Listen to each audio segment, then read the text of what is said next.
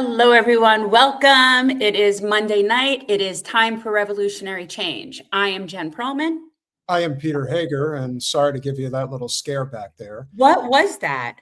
It's been a long day. Let's just leave it. Okay. I actually do I have an opening statement that I do want to make to you guys. Okay.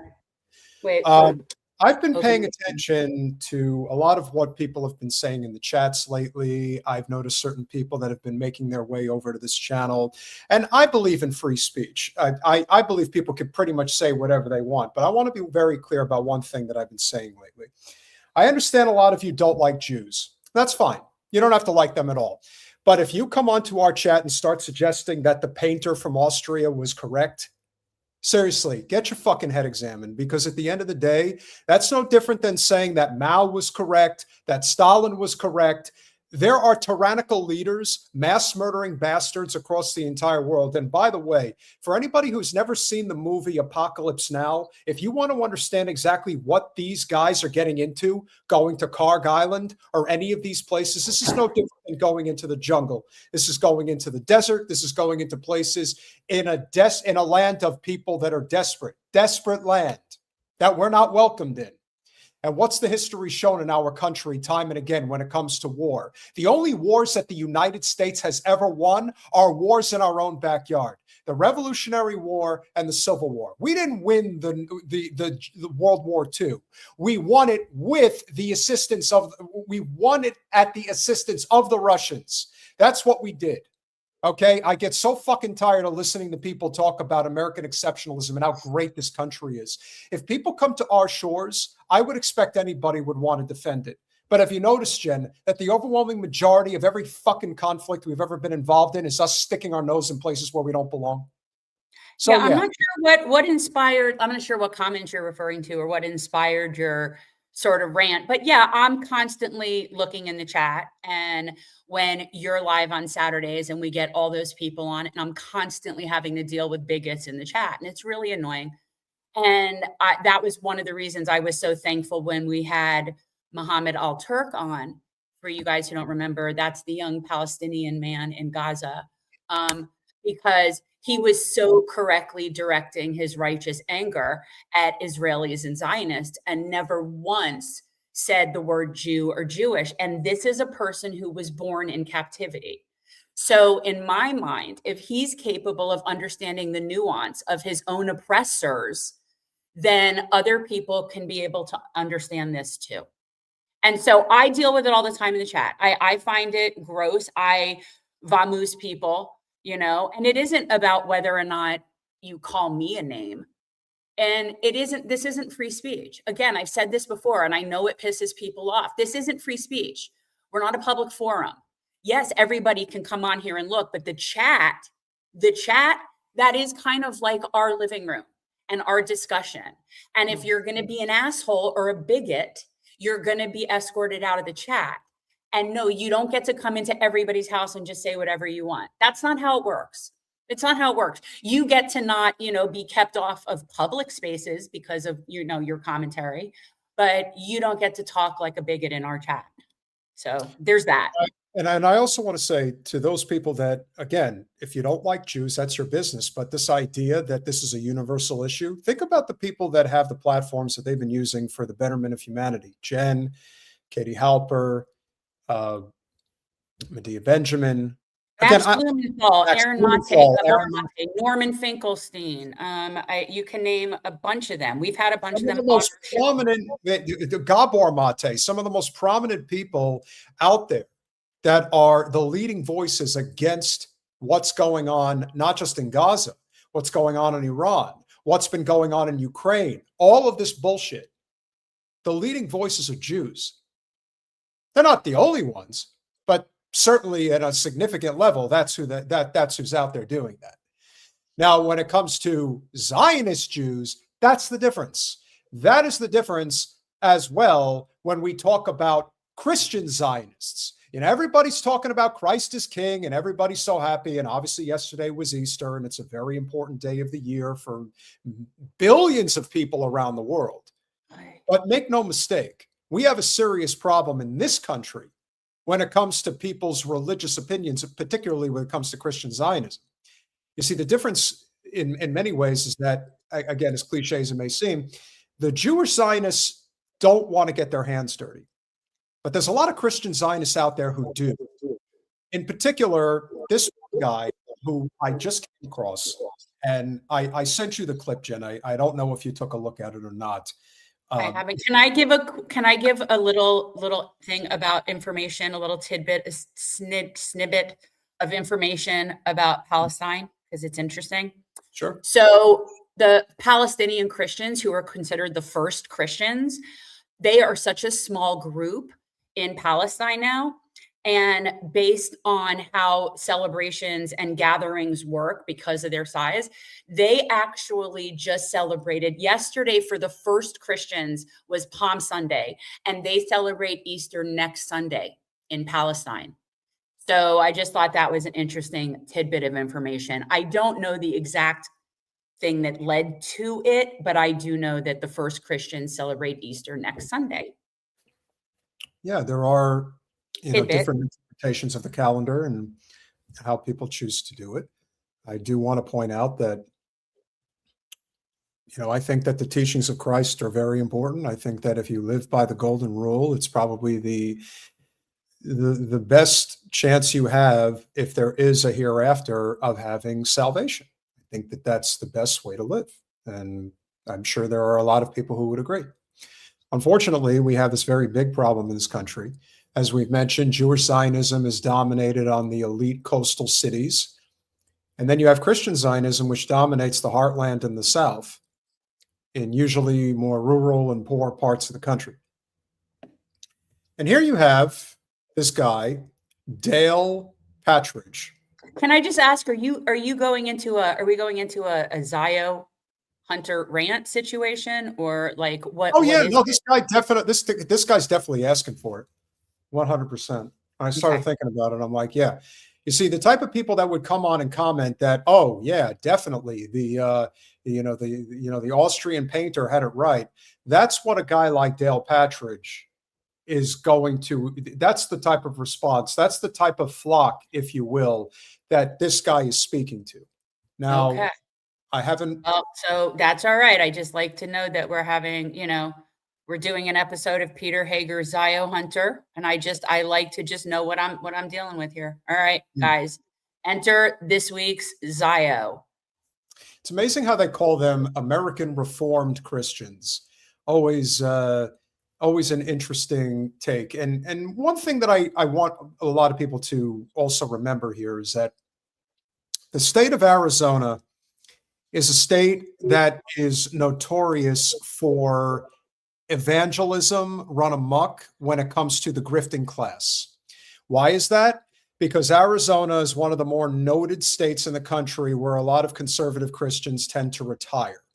So there is a very older population in many pockets of Arizona.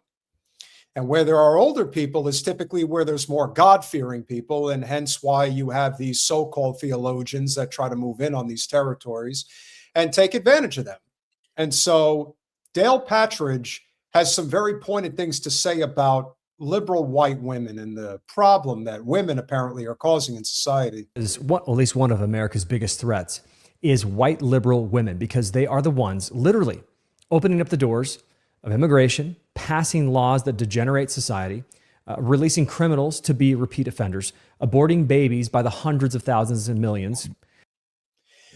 I'm just laughing so hard because the first thing that came out of his mouth is completely true. Liberal white women are completely the problem. And yet he has no idea really why. All of these things have nothing to do with liberal white women. So apparently he doesn't even understand what that means. So I don't even know who this guy is. But I'm still trying to figure out what the obsession is with controlling women's bodies. Like I still think that there's something. It's a threat to men that women are able to give birth. It's a threat to men that women don't need men to have babies in terms of the actual birthing process, which is why midwifery got branded as witchery and witchcraft, and they got, hanged, and midwives have been like banished, and medical and ladies and reproductive stuff was taken over by white men. So that's why we don't respect women's bodies, because we just never have in white patriarchal civilization. Well, I still think women are just there to breed. Yeah, no, I do agree with that. I do think that a big part of it is that it's really just a question of men just don't like women because they can't get laid. I think that that's definitely a part of the equation that has men acting this way.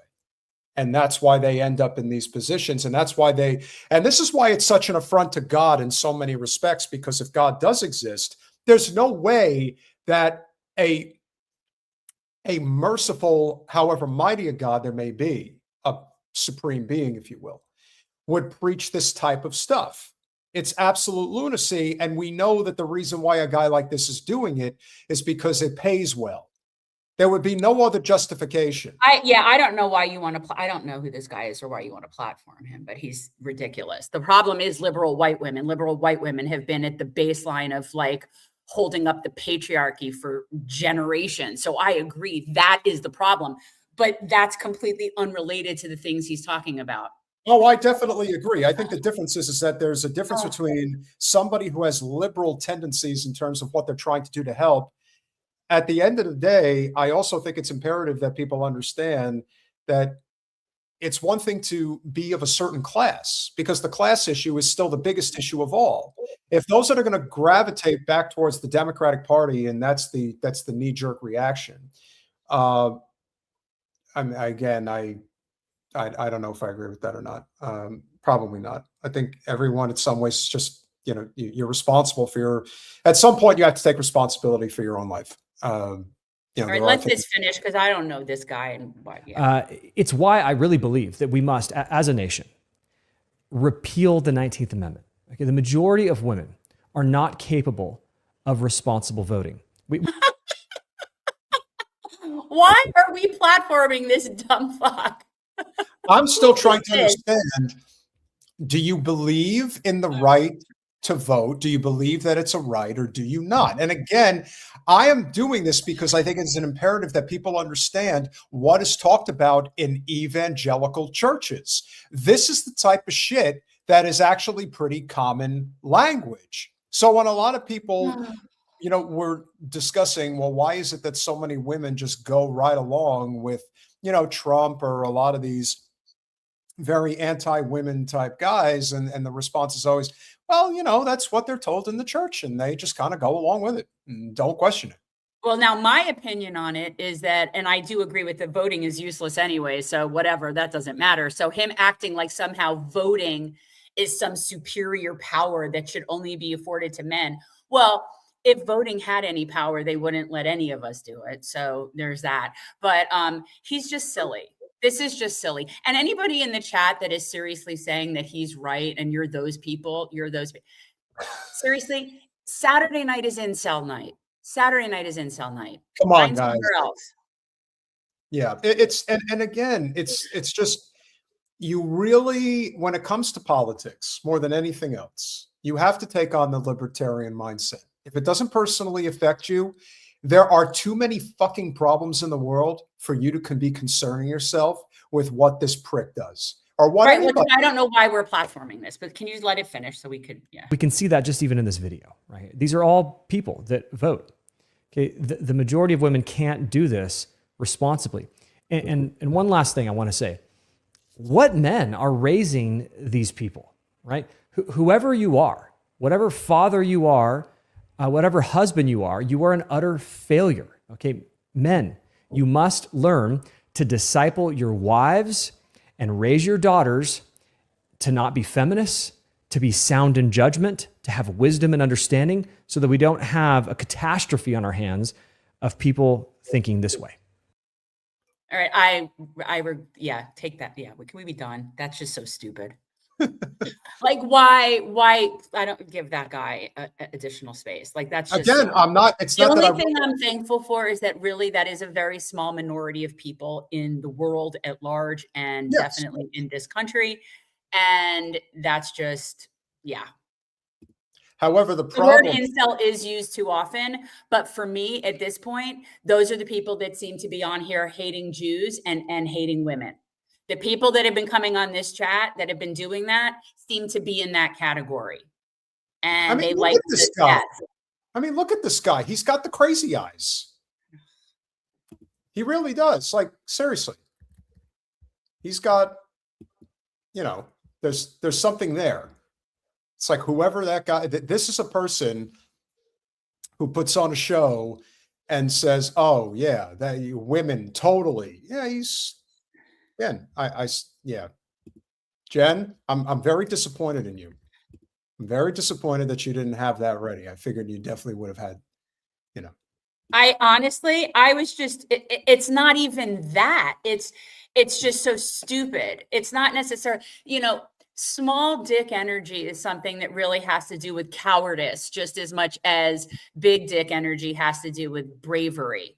And this was kind of not, he's just ignorant. I mean, I don't know, stupid, grifter, whatever, but when people talk about, when I say he's not worth anybody's time, I want to remind people why he is worth our time, because these are the types of people that are pushing for the support of the state of Israel. That is what they do in their parishes, if you will. This is how they make their money. And it isn't necessarily whether they believe it or not. What you have to remember is that it is one big connected grifting class. And if money is, it's always nice to see Lou walking into the shot. When you are part of a grift, and evangelical Zionism is a grift. Everyone knows that. Just look at Paula White, and need I say more? This is another example of that. And whether he truly believes this or not, I don't really care. Maybe he does. But the point is, this is a big component in the pro-Israel push that is Christian Zionism. And that guy is at the forefront of many that talk like this, that think like this. And there's a reason why things are as effed up as they are, which is why we need a separation of all religions from state, not just church, but all of them.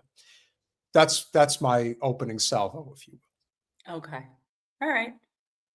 Do you want to go into Trump's nonsense post? Do you want to? There's no nonsense. And the fact that he spoke again today, but didn't, like, I mean, all they did, it sounds to me that they were, honestly, I tried to watch it. I watched a little bit of it. I watched a little bit of Hex. It's unwatchable, but it really, to me, just looked like a performative circle jerk on camera. Well, they don't really like they were all just congratulating themselves on this rescue mission of the pilot that was shot down. And as if that's the only story. That was the whole purpose of their press conference, was to toot their horn about the one thing that was decent in the billions of things that they did wrong. It's just, it's silly. So if you want to do that next, or I'm not sure what if you have that tweet. So this is what the raving lunatic decided to put out there. Have you seen the Lego video response where they just started turning it into a song? No, but I'm not surprised that that's what they're doing. The Lego response are like, it's Power Plant Day and Bridge Day. And they called him a bitch. He is a bitch. Oh, he's totally a bitch. But it was great. So they are mocking him, and he's like having a temper tantrum. Yeah. Well, yeah, Colin, if you want to pull that up, that's great. I just sent you over one, but if you've got apparently there's a compilation, if you will, that we'll be able to show. Yeah. So excuse me. Tuesday will be Power Plant Day and Bridge Day, all wrapped up in one in Iran. There will be nothing like it. Open the fucking straight, you crazy bastards, or you'll be living in hell. Just watch. Praise be Allah, President Donald J. Trump. It's probably the first time he's ever used that phrase before. It doesn't even, it's the level of caucasity is only outweighed by the hilarity of it. And the fact that the Iranians aren't remotely offended. They don't give a shit. They're not scared. They're not offended. And they came back so fast with their Lego response video, turning his Plant Day, Bridge Day into a rap song. And I mean, just, They're not scared. They're not negotiating. The best we have right now are some potential backhand conversations, backroom conversations between us and the Pakistanis that then go through the Chinese, I believe, to get to the Iranians. Like, it's some ridiculous thing like passing notes in junior high school because through no fault of their own, the Iranians can't deal with us because we're not suitable for dealing with other humans. We're not capable of coexisting on this planet. And so as a result, they've decided to just say, we're not talking to you. We're done talking to you. And shit is getting very bad. People do not know. And I want to say something that I had seen, which is a very cool video. I do not know who it was from, some guy on Instagram or whatever. And he did a video clip explaining how the oil carriers work in terms of the route that they take and how they move through the globe to distribute the oil that comes out of the Arabian Peninsula, like that comes out of that Gulf. Mm-hmm. And where we are right now in this country is we have not yet even felt the ramifications of this action in Iran yet. We haven't even felt it yet because those boats, those oil ships take so long to move because they're so big. They're like the size of like football fields.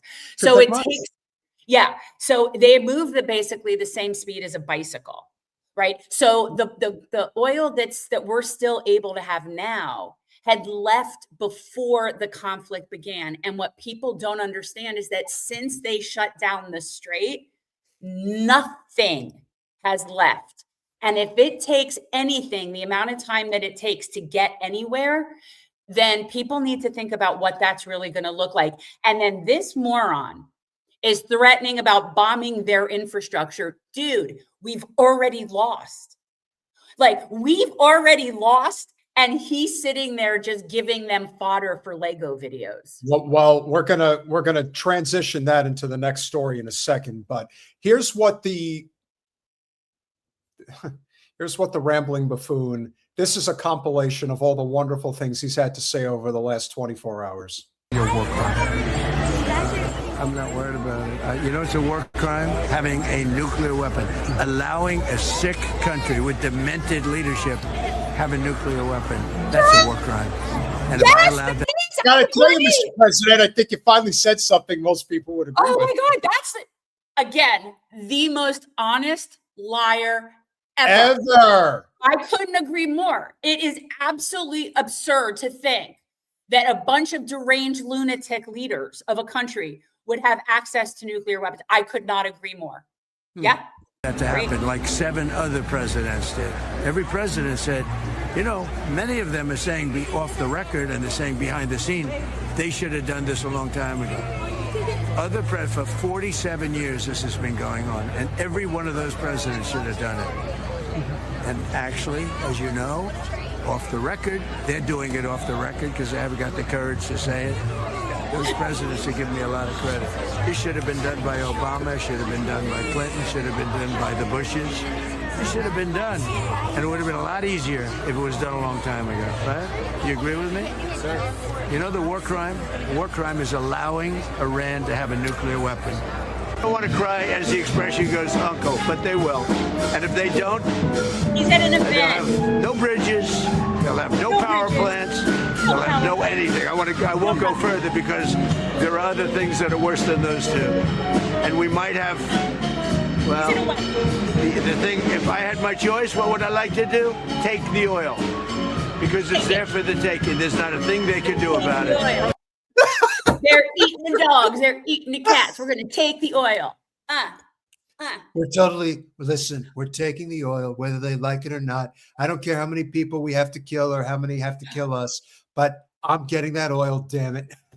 It's like, to him, this is just a game. This isn't real. But, I think, look, as I've said this many times, he was never that bright. And now he's demented. And I do think, and he's also always been a liar. So he was never a bright liar, and now he's demented and confabulating. So I don't know the difference between the stuff that he's lying about versus the stuff that he actually believes in his own head is true, right? Because both of those things are happening, I believe, at the same time. By the way, so we don't know, but I do think that this is a very delusional person, and that whether or not it happens in his lifetime, his legacy is going to be the end of Western hegemony and the end of empire, certainly in West Asia. And I also actually think it's going to end the Taiwan question. But continue. Taiwan? Oh, the Taiwan question. Taiwan. It's a really it's like somewhere between thinking Taiwan and Iran, and I was just like, yeah. Hey, those guys are aligned too, so there you go. Unfortunately, the American people would like to see us come home. If it were up to me, I'd take the oil, I'd keep the oil, and would make plenty of money. And I'd also take care of the people of Iran, much better than they've been taken care of. How is it taking care of the Iranian people if you're bombing? Yeah, who are you with? Who are you with? PBS. Well, that's a radical left group of lunatics that you're with. Let me just tell you, very fair question. Wait. Who is the radical group of leftist lunatics? How does this, Mr. President, how does it help? PBS? Did she say PBS? Yeah, PBS. PBS is the radical leftist lunatics. Mr. President, how is bombing Iran actually going to help them? Who are you with? Oh, you're with PBS. Totally radical left crazy people. Oh, even though they're funded, aren't they funded by like the Heritage Foundation or some shit now? I mean, no, PBS, no, but they're losing public funding because he cut them off. But I mean, that's another story. Says he's certifiably insane. Again, it's not just that; it's the fact that you're basically watching him and Biden. It's the exact same thing. They're sundowning. They're completely. He is entertaining. That's the whole point. No, here's the thing. It would be entertaining if there weren't people dying and suffering. Right now, the reason we use it for entertainment is because people are dying and suffering, and that's what we have to deal with. So both of those things are true. When they don't hear bombs go off, they're upset. They want to hear bombs because they want to be free. And the only reason they're not out protesting, you know that, is because they were informed that if they protest, like the wrestler and his friends, if they protest, they will be shot immediately. And that's an edict. That's in writing. If they protest, if they go out in the streets, they will be immediately shot. At the news conference in a little while. What would you like to ask her? What she wants to say, Madam First Lady, can you tell us your message to children who find themselves in the war? Well, we don't need to see. I don't need to see this. Okay. No, yeah, that's enough. You're getting an idea of exactly just how absolutely out of sight, out of mind this guy really is. And one thing that we can be— You mean out of touch with reality, not out of sight. We wish he were out of sight, out of mind. But one of the things we could definitely say that we are appreciative when it comes to Trump is that he basically just says whatever's on his mind. And one of the things that he did end up admitting, I don't know if it was in this compilation or not, but he admitted that what the initial plans was to be facilitated through the CIA. They were behind basically everything that was going on in Tehran, all of the protests. They were arming them.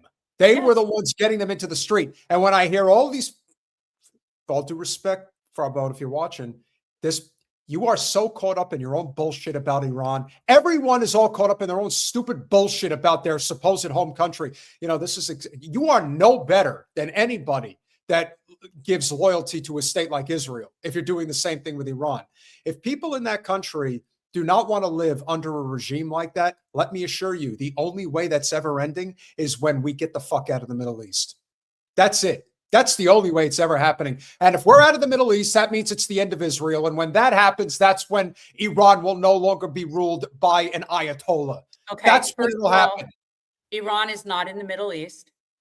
There is no Middle East.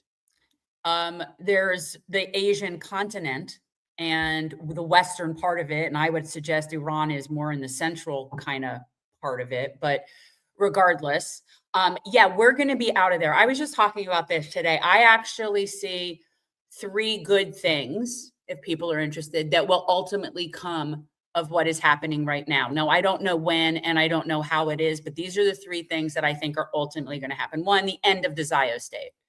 We're going to see the end of the Zio state. That's that. We're going to see the end of US empire in West Asia. We're never getting those bases back. Places like Dubai, Qatar, all that, bye-bye. They're gone. There's no more Dubai playground for billionaires going to be, that's all gone. We are done in West Asia. And the third thing, and I sort of intimated this before, is I actually think when this is over with Iran, and they will eventually be victorious in terms of these things I'm talking about, I think that the Taiwan question is going to be settled. And I think it's going to be the Taiwanese people that realize that we're a sinking ship and they're not going to want to be affiliated with us. It's already starting to happen because of what's going on in the Strait. And it's just going to get worse. And I think that ultimately this whole conflict is going to lead to Taiwan just acknowledging that it's part of China and going home. So that's my prediction of the three things that might come from this shit show. Well, I'm actually reading Nathan J. Robinson's book right now, and probably the most important part that I've read is most people really don't understand the history of Taiwan, that Taiwan has always been a part of China. And the only reason it was not part of China was because it was taken from them by Japan during the Japanese Empire, which led through World War II. After that, there has been let's just say, a U.S. infiltration to avoid having the country unified. Why? Because we do not want China controlling East Asia. That's it. It's basically all money and power.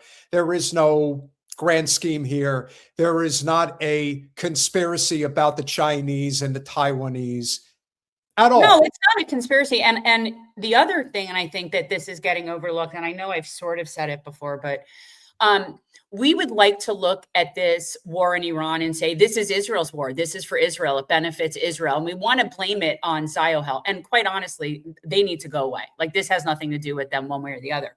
But at the end of the day, I believe that what's going on in Iran has a lot more to do with the Cold War that we're having with China. It has a lot more to hurting China's trade routes and the Belt and Road Initiative. It has a lot more to do with hurting their economy. Iran is actually a central part of their trade infrastructure. And that is something that we are trying to defeat as well. So I don't know. I think that Ziohel wanting to go at them is a good excuse. It's a good, and that is true. They do, and they always have. But at the end of the day, it suits empire to interfere with the Chinese trade infrastructure. And that's what we're doing. And I think it's a variety of things, but it isn't just on behalf of Ziohel. Let's put a nice little bow on this. Here's the Lego video. Oh, it's awesome. Yeah.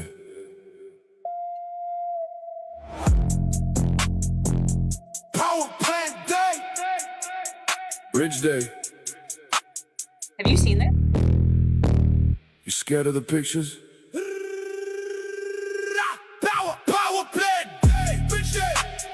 Open the fucking straight or you'll be living in hell. Censor the satellites. How what we did to your bases. You're losing your mind and you're losing this war. Face it. You tweet like a madman, threatening power plants and bridges.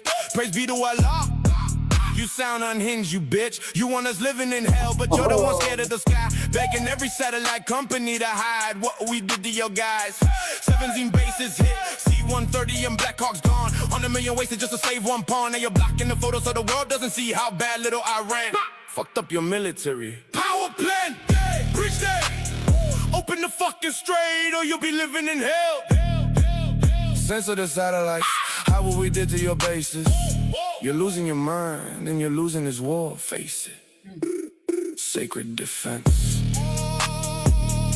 We still standing. You censoring the sky.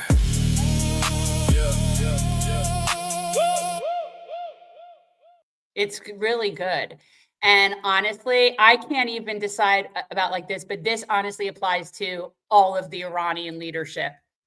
And these are people that have had it with us. They've had it. And you know what? It's really, I don't know. We all kind of know what that breaking point is, but I think as a parent, you just really understand when you're done as a parent, and that's where they are with us. They're done. I don't blame them. This, of course, leads to what we have suspected all along, which, of course, is, and again, this is not any surprise. We saw this with Gaza. We are seeing this with what Israel is doing to suppress the truth about what's actually going on in Tel Aviv in particular. And now, of course, we have a complete lying it's not even a fabrication. It's just a complete disconnection from reality as far as what the American soldiers are dealing with right now in Iran. Not only do they not want to be there, but they are being killed at such an insanely high rate. And right now, while it has only been declared by CENTCOM, or the US State Department, that 13 American soldiers have been killed, there is not an exact count as to how many have been, but conservative estimates has it between killed and injured at least 750 already. So to say that this is a disaster would be an understatement. And it's one thing to lie and say that 13 soldiers have been killed instead of 30 or 50, if that's really the case. If you're undercounting it by several hundred already, Lord knows how much worse it's going to get. And who's to say that they haven't attempted to invade Karg Island and have already found out that that's not going to work? And how many? That's exactly what I think, Mehdi. I always multiply by 10 because that's what I've been doing with what's going on in Gaza. I think you multiply by 10, and that's probably a better ballpark estimate. That's what I think too. That's my approach. Colin, can I have the article, please?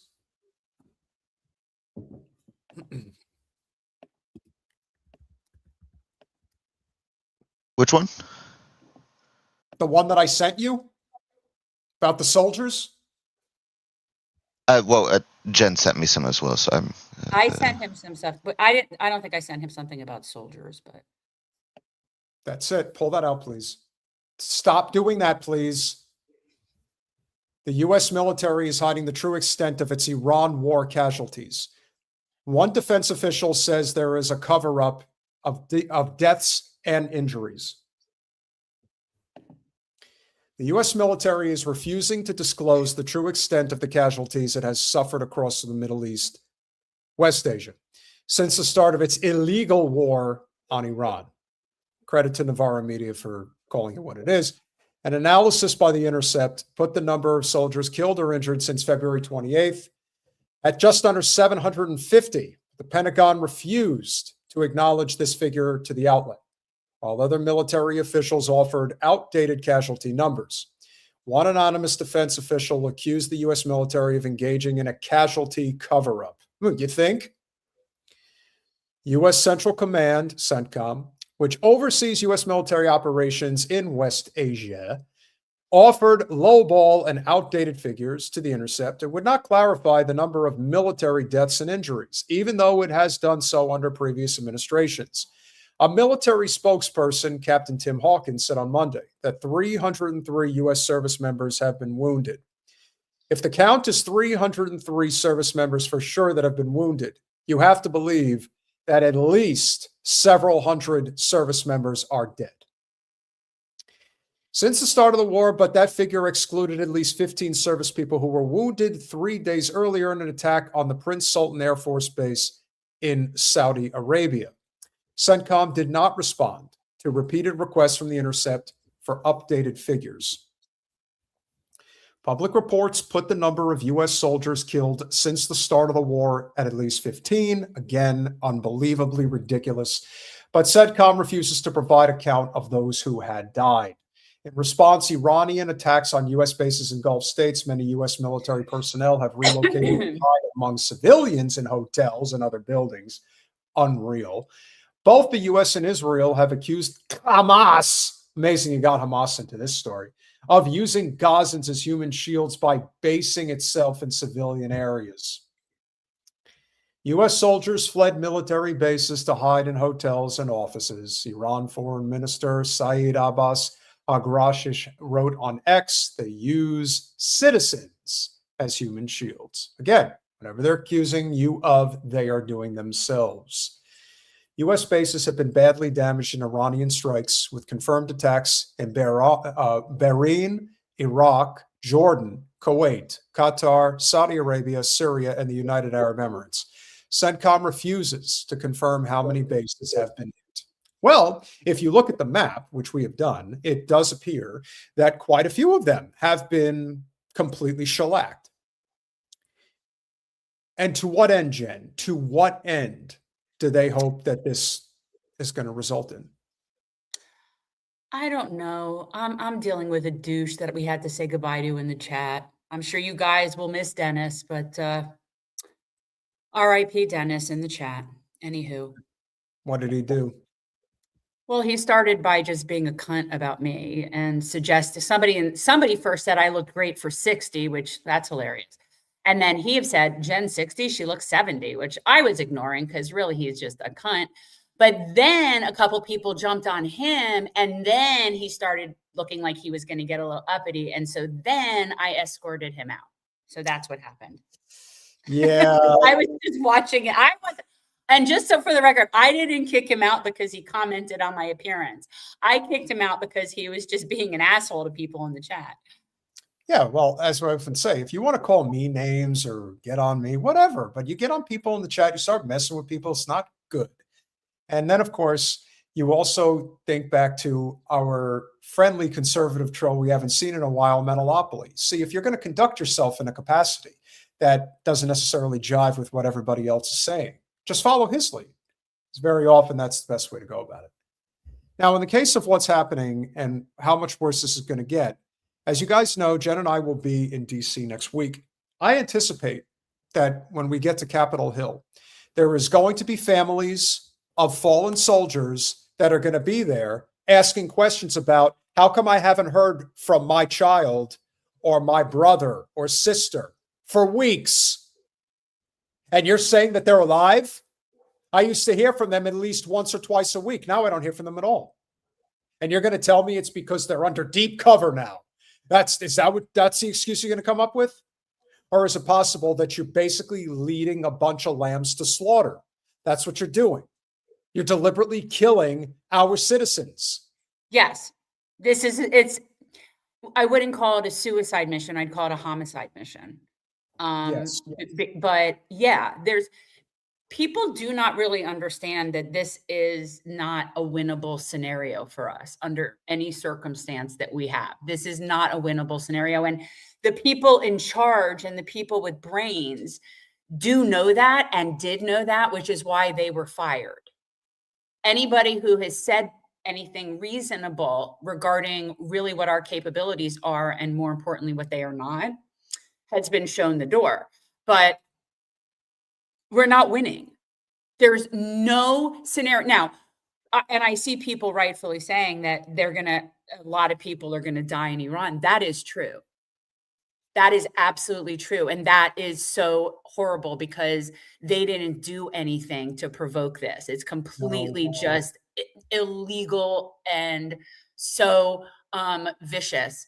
But they're prepared for this.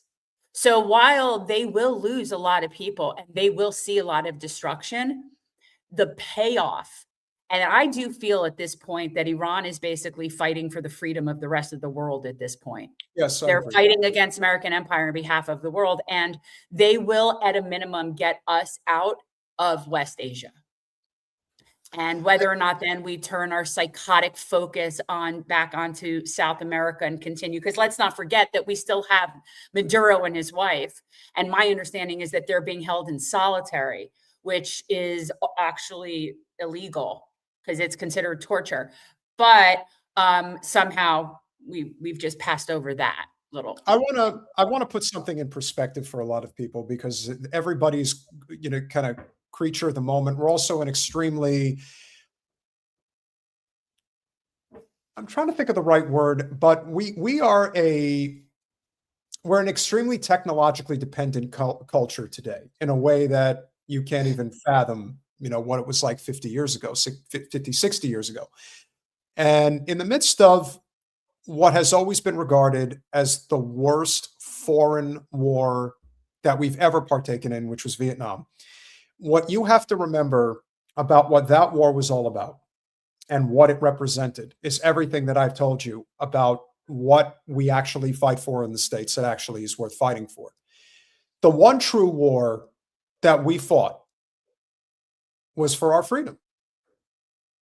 When we fought against the Redcoats, that was the one true war that we fought where we were not favored to win. We were extremely undermanned, but we understood our own terrain. We understood our country better than the British understood it, and we used that to our advantage. The standing army of the United States and the standing navy of the United States in the 18th century, even in the mid-18th century, was nothing to write home about, not even a little bit. The biggest reason the United States won the Revolutionary War was because of the standing militias all over the eastern seaboard. The same is true for the Viet Cong. That's why they won. They didn't win because the Vietnamese army could stand up to the American army.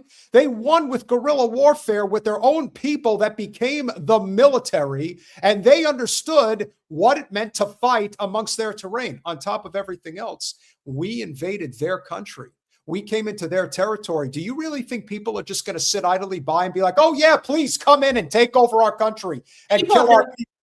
There are 93 million people in a country the size of like Western Europe, like a pretty big chunk. And I saw somebody asking about the Delta Force. What I do know, and I did see that they were planning on sending in Delta Force, which then of course raises a whole bunch of questions. I was watching Scott Ritter talk about this, where, you know, you don't send those guys in for this mission. You would send them in for something else. So what are they really up to? Who knows? But none of our people that they're planning on sending in there should be, I don't think any of them are even going to make it there. Yeah. I think if they make it there, they're going to be immediately seized. I think our people going there are going to be treated like the Freedom Flotilla sailing to Gaza. They're just not going to get there. They're just not. I don't see how that's going to happen. And I feel for all of these people, people that have loved ones that are enlisted right now and are panicking, because you should be. You should be. This is horrifying. And let me tell you, there is no win. There's no scenario where we win in a ground war with Iran. None. So this is just, to me, absurd. And what they just fire the people that are speaking up so they don't have to really deal with it. But yeah, at this point, you could probably have good grounds to 25th Amendment him, except unfortunately, the information that he's getting and the advice that he's taking is equally as that. Right. Yeah. So this isn't just all of his brainchild. I don't think he has one. So in Southeast Asia, we killed anywhere from 1.3 to 3 million people. 60,000 American soldiers died, and we lost.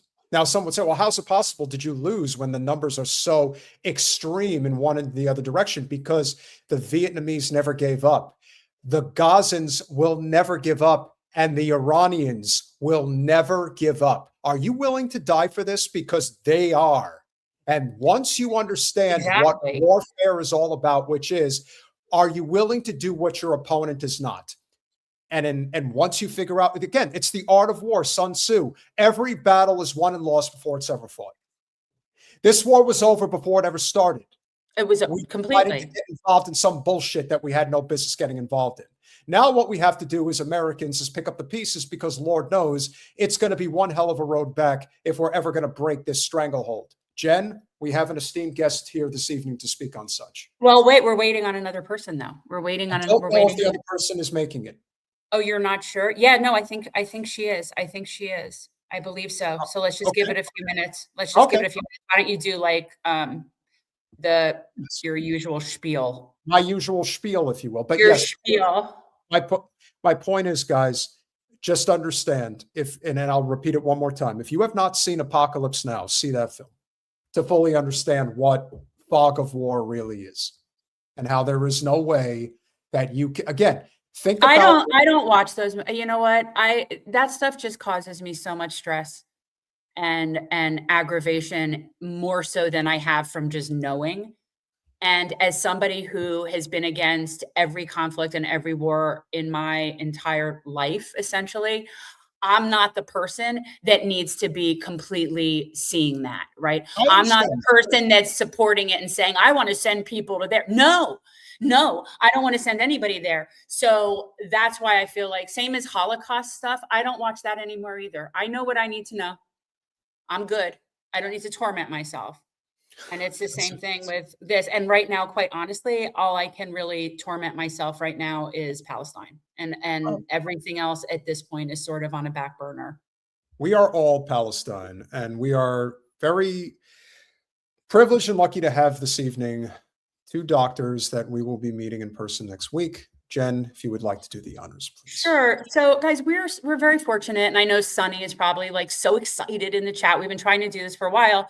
But we are finally getting to meet the 2 doctors that founded Doctors Against Genocide. And I just need to make a comment on the fact that there needs to be an organization called Doctors Against Genocide.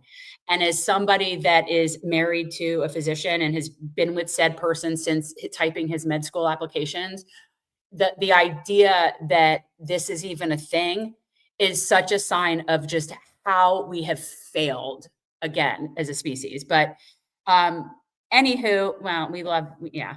So not only is it founded by 2 doctors, but it's 2 Palestinian doctors, Dr. Nidal Jboor, who is an internist and a geriatrician, I'm pretty sure in Michigan, and Dr. Karameh Hawash-Kuemmerle. And if that's wrong, if I pronounced it wrong, I'm blaming Mohaz, because Mohaz said Kuemmerle. So how was that? Is that okay? You're on mute, Dr. Jboor. You're on mute, yeah. And we have another co-founder, Karameh Hawash, who's Dr. Karameh's sister. So all of us, 3 of us started this. And she's a physical therapy rehabilitation specialist and a business, entrepreneur too. So I just, I was trying so hard to find somebody to pronounce your name. And it was not so easy, but I feel like I did okay. But I'm so glad you guys are here. I am so amazed with what you're doing. And I want to talk about when you first put this together, because I know that you have both been very active and involved in Palestinian struggle and what has, as there's no way to avoid it, but when did this organization come to be? Because this came to be after October 7th, but I know that you guys have done so much work in this regard before that. Yeah, so and thank you, Jen and Peter, for inviting us, and thank everyone who's watching and listening. Again, my name is Nidal Jboor. I'm a Palestinian American physician. I grew up in Palestine under occupation, under apartheid. So we went through this all our lives, all the restrictions and all the atrocities that have been committed against the Palestinians is something we experienced personally, ourselves, our families, our people. And to fast forward, Doctors Against Genocide as a concept actually came before October 7, actually came 3 years before October 7. And our warning of an imminent genocide based on medical fact and scientific facts and the study of the history of genocide and the stages of genocide, we first started sounding the alarm that an imminent genocide is about to happen in Palestine, in the West Bank, or in Gaza, or both, at least in November 2021. That is 3 years before October 7. So for everyone who keeps blaming October 7 as the cause of this genocide, it is not true.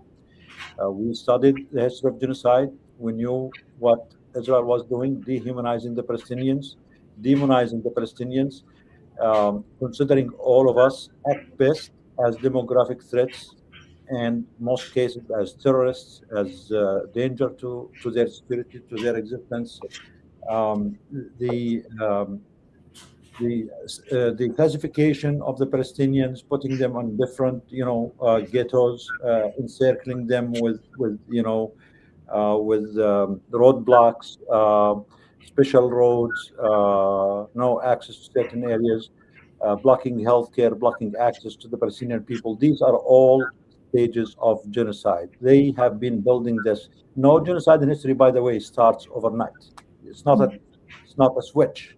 Like if Trump now order all of us to go kill, the Chinese, we will not go, because they have to prepare the people, the country, the nation, the media, the institutions, that this is at one point becomes acceptable, and that takes decades. So this has been going on for a long time. We did sound the alarm before October 7. Actually, we supposed to few conferences a title of Warning of an Imminent Genocide in Palestine. We submitted that. One of them was July 2023. We talked to Francisca Albanese, which is the UN rapporteur for the Palestinian human rights, about that, about the risk of genocide, documented on Zoom. We have the recording this in August 2023. That's 2 months before October 7. We told her there is a genocide happening. There is a genocide, imminent genocide happening. And we were actually worried about the pogroms and the destruction of the Palestinian lives in the West Bank, the settler violence, the burning of total towns like in Hawara near Nablus. Dr. Hawash is from Nablus city. Her family is there. What they're doing, the ethnic cleansing campaign in Masafer Yatta, where I come from, these are all stages of genocide until October 7 came. And all what October 7 came is just gave them the excuse to escalate to full-blown genocide. Before that, they were trying to do it gradually under the radar, trying to keep it kind of quiet from the international community, buy time to do it, over years and decades. October 7 just gave them the excuse to go full-blown and try to use all the lethal power that the United States and all major power in the world gave them against defenseless populations. So Maisa, is that how I say your name? Is it Maisa? Is that how you say it? Mesa. Sorry. So I didn't know you. I know of your sister, and so I'm glad to meet you. Welcome. Would you, talk a little bit about what I'm assuming you and your sister have a shared history enough that it led you both to work on this project together. And you could see now, I look at the rest of the world as saying enough is enough. Finally now, what you as Palestinians have been enduring for 76 years, 77 years. And so I'm just curious, what your origin story was in terms of healthcare. And I know your sister's a physician. I don't know if you are, but sure, please share. Absolutely. So I'm Karameh's younger sister. So I was born 3 years after Karameh. And so I grew up in the West Bank, as well as my sister. But Karameh went to medical school in Jordan. And when she moved to Jordan, it was around the same time when the first Intifada happened. So I lived through that whole phase of seeing the escalation and the violence against civilians. And so I was part of, organizing as a student, and I've witnessed brutality face to face. So I was really confronted with the military force on the streets as I was going to school. And then I went to study physiotherapy. I actually did my undergrad in Bethlehem University. And as I was training to become a physiotherapist, obviously the violence escalated. And I remember in one of my rotations, I was at the hospital in Jerusalem, and it was around the same time when there was this massive attack on Haram al-Ibrahimi Mosque in Hebron. And we got an influx of young men and women and young men, and they all had spinal cord injuries. And so that pattern was very consistent. So the Israelis at the time, they were targeting younger men, and there was a huge cohort of young men with spinal cord injuries. So that was, I think, a policy to kind of maim Palestinians. And then as the time progressed, this escalated into, shoot to kill and other kind of more violent expressions of apartheid and genocide, really, building of the wall, separating people from, their families, taking more land. So every time, and then I moved to the United States. And so, but every time I would go back, you will see new settlements. you will see more checkpoints. You will see the Palestinian, movement even more restricted. So it's we witnessed this gradual increase in genocidal tendencies. And like Nidal mentioned, when the alarm was sounded, it wasn't responded to because of the legal system. Like, so the legal definition of genocide actually is inefficient. And I think that was the trigger for Doctors Against Genocide to be born, is there has to be something different, right? Like, we can't wait for 10 years for intent to be established. Doctors, healthcare workers, they're the first line responders, and they're the first to see those signs of genocide firsthand. I remember in the first Intifada, the ambulance, the first responders, the doctors, and the ambulances were attacked. And this was like in the 80s. Fast forward now, we see that they're killed, right, on a systemic basis. So again, the triggers were there, the signs were there, the legal definition failed miserably. It never actually prevented genocide. And so Doctors Against Genocide was born as a way to mobilize healthcare workers to use their influence, use their diagnostic skills to understand, the signs and symptoms, and then have the authority to actually sound the alarm and trigger a reaction. And hopefully we'll get there. But that was the premise. Yeah. I stand by my original statement that it's absurd to me that we need to have an organization called Doctors Against Genocide. It almost seems like if you had shown me that years ago, I would have thought it was like an Onion article. Like, that's how, yeah. I mean, what does it have to do with doctors, right? It's illegal. Well, no, it has everything to do with doctors, but of course they would all be against genocide. Yeah. But I mean, all the legal frameworks failed, obviously, because we're seeing more violence, not less. Yeah. And that brings up, Peter, do you want to say something about? You first. Okay. No, I was just going to say, one of the things that we're going to talk about later that it's not worth getting into detail now, is that what this crisis in Iran is doing as far as the effects on global healthcare.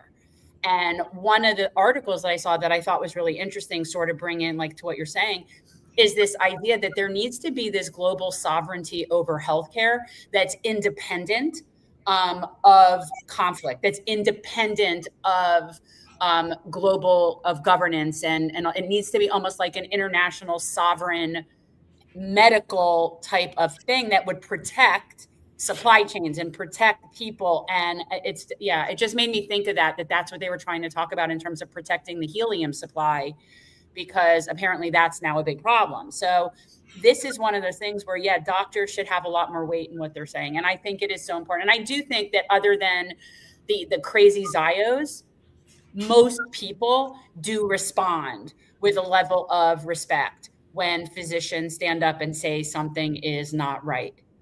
It's only when the Zios are involved that I think that. I think Nidal will tell you like more about this, but I think also doctors are not all innocent, right? We've seen what happened in Israel with the doctors actually calling for the bombardment of hospitals. I mean, what doctor, like, who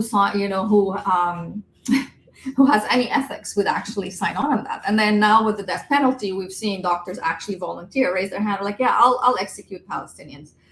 So, I mean, medicine itself is a very problematic field, and it's influenced a lot by colonial frameworks, and it needs to be decolonized for medicine to actually work. Because in a capitalist society, doctors are incentivized to be profit centers, right? To be, to push invoices instead of treat and heal people. Geja and Nidal, if you could both speak to the PTSD that so many doctors and nurses are obviously suffering from. Obviously, you have seen what's happened over the past 2 years plus when it comes to targeting hospitals, when it comes to targeting journalists, and obviously when it comes to targeting doctors. I mean, we all have a very probably strong and similar opinion about the state of Israel, but I don't think it gets talked about enough. There is this kind of glossed over opinion about people in the medical field like they're superheroes or something, that they are immune to the ravages of war and, in this case, genocide. But we'd like to hear your thoughts on just how detrimental it's been for people in the medical field. Unmute. Yeah, so in the medical field, as Maisa mentioned, we're kind of like the first responders. And all the consequences of these wars, of these crimes, war crimes and genocides, we are the ones who usually face them firsthand. And we go to school usually. We go to medical school for 10 years, 15 years, 20 years, just to be able to save a life. We spend nights, days and nights in the ICU, a whole team of doctors trying to save a cancer patient or a critical patient. And that takes a toll on us. So doctors are human beings, and they do feel with the patients. But when the illness is natural, when the illness is due to a natural disaster, we at least understand: is it an accident? Is it aging? It's just cancer, natural things. It's something beyond human control, and we have to deal with it. Do our best again with all the skills, all the education, all the technology that we have to save a patient here, a patient there. But when you are in a area, in a hospital, or among a population that you see that tens of thousands of people are being slaughtered, are being blown to pieces intentionally, and a man-made intentional action that could have been stopped if the world listened to what the Palestinians have been talking about for 100 years, or if the people listen to all communities that are under oppression or occupation or being, exploited. If the world intervened early and really came to the rescue and stopped this aggressor from exploiting them, from putting them at risk. So when you are as a doctor seeing all this, first of all, there is only so much you can do. I mean, if you bring me a child cut in 10 pieces, there's only so much we can do.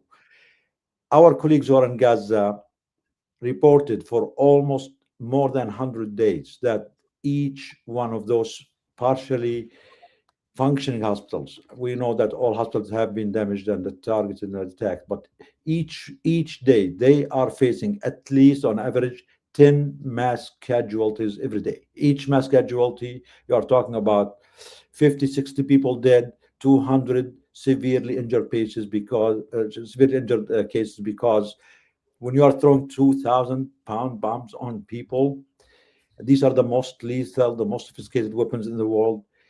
You're not talking about just simple injuries. We are here in the United States. I imagine every hospital in the United States, if you have just a major car accident, 5, 6, 7 cars, and you get 20 casualties to the biggest institution in the United States, the whole institution goes into emergency mode. And, sometimes they start, beyond 10, 20 cases, they start sending them to other hospitals. Imagine a hospital in Gaza that don't even qualify as hospitals. These are just small buildings, have already been under siege for 20 years. Each one of them has been bombed many times. You have to deal with 200-300 cases, and every 2-3 hours you get another bombing, and you have to deal with these, and you have to triage patients. We have seen the scenes. Our colleagues told us, like, you have to look, you have 20, 30, 40 people, and you just only, that their capacity is only to save 4 or 5 of them. So you go and you have to choose. Just the fact that you have to choose, that you can only save 2 or 3 of them, the ones who are not as badly injured, and you don't have the capacity or the time to look at the others. You just let them die in front of you, in front of their families, because you cannot do it. That is a scar. That is a scar that is deep. It will never leave us as doctors, healthcare workers. It's a scar against humanity, against our 21st century international system, that we are allowing this. And again, as I told you, we usually try our best. We are there. This is our job. But again, when it's natural, when it's something expected, that's okay. But when a country like Israel, because it has been offered impunity for more than a century to commit every crime under the sun, to violate every international law, to violate every common human basic decency for so long, and every time you think they cannot get worse, every time they come up with new ways of destroying lives. This country has been a source of destruction, a source of evil, a source of instability for the whole region, for the world, for the last at least 75 years since it was established. And again, I mean, that's what actually what Jen mentioned. That's why we established Doctors Against Genocide, because the politicians have failed us, the international system have failed us, the UN has failed us, and we thought that we, the people, especially the medical community, each one of us has a responsibility. But we, as a medical, community, if the medical community nationally and globally mobilized, we do have the power, we do have the status actually to affect change, to pressure politicians to do the right thing, and not to wait until things escalate into the mass atrocity that we have been seeing. Because in medicine, we always value prevention. Prevention saves more lives than you wait until the bombs start falling. Once the bombs start falling, there's only so much you can do. When you have 200, 300, you can save 5 or 10. The rest of them are gone. And even those you save, they are going to live with lifelong disabilities and deficiencies. But if we can prevent one genocide as a medical community, if we can stop one war, if we can stop this mad war in Iran that Trump is doing, that is about to even escalate, we can save more lives than what we can save in our clinics and hospitals for decades. That's why we came up with this concept that actually, for the medical community to mobilize and intervene in this is actually medicine. It's not politics. This is a medical intervention, because if our job, if our oath obligates us to protect life and prevent the loss of life, like we do vaccines, like we do screening for cancer, we can save more lives by solving conflicts peacefully before they escalate, stopping wars, stopping genocides. This is a more return on investment, if I want to do it in a business comparison. But we can save more lives as doctors, as healthcare workers, if we use our voices, our presence. And again, as Maisel mentioned, unfortunately, the majority of the medical community is complicit, especially the Western institutions. But this is our goal. We cannot stay silent. We want to mobilize, and hopefully we want to become the mainstream, that the healthcare workers, the doctors, and other civil societies in the world have the say and more power over politicians to stop this. We can create and we can imagine a better world for all of us. Wars, bombs never solved any problems. It's true. No, I mean, to me, war is the sign of failure. If you're having to use weapons, then you failed. You failed at being able to humanely deal with your conflict. So you've already failed. But I wanted to ask you, Mesa, like, what kind of support networks or stuff do you guys have you even? I'm thinking about all these doctors that are serving and are going over and doing rotations essentially in a war zone and seeing stuff that nobody is supposed to see. Like, this is beyond even what doctors are supposed to see.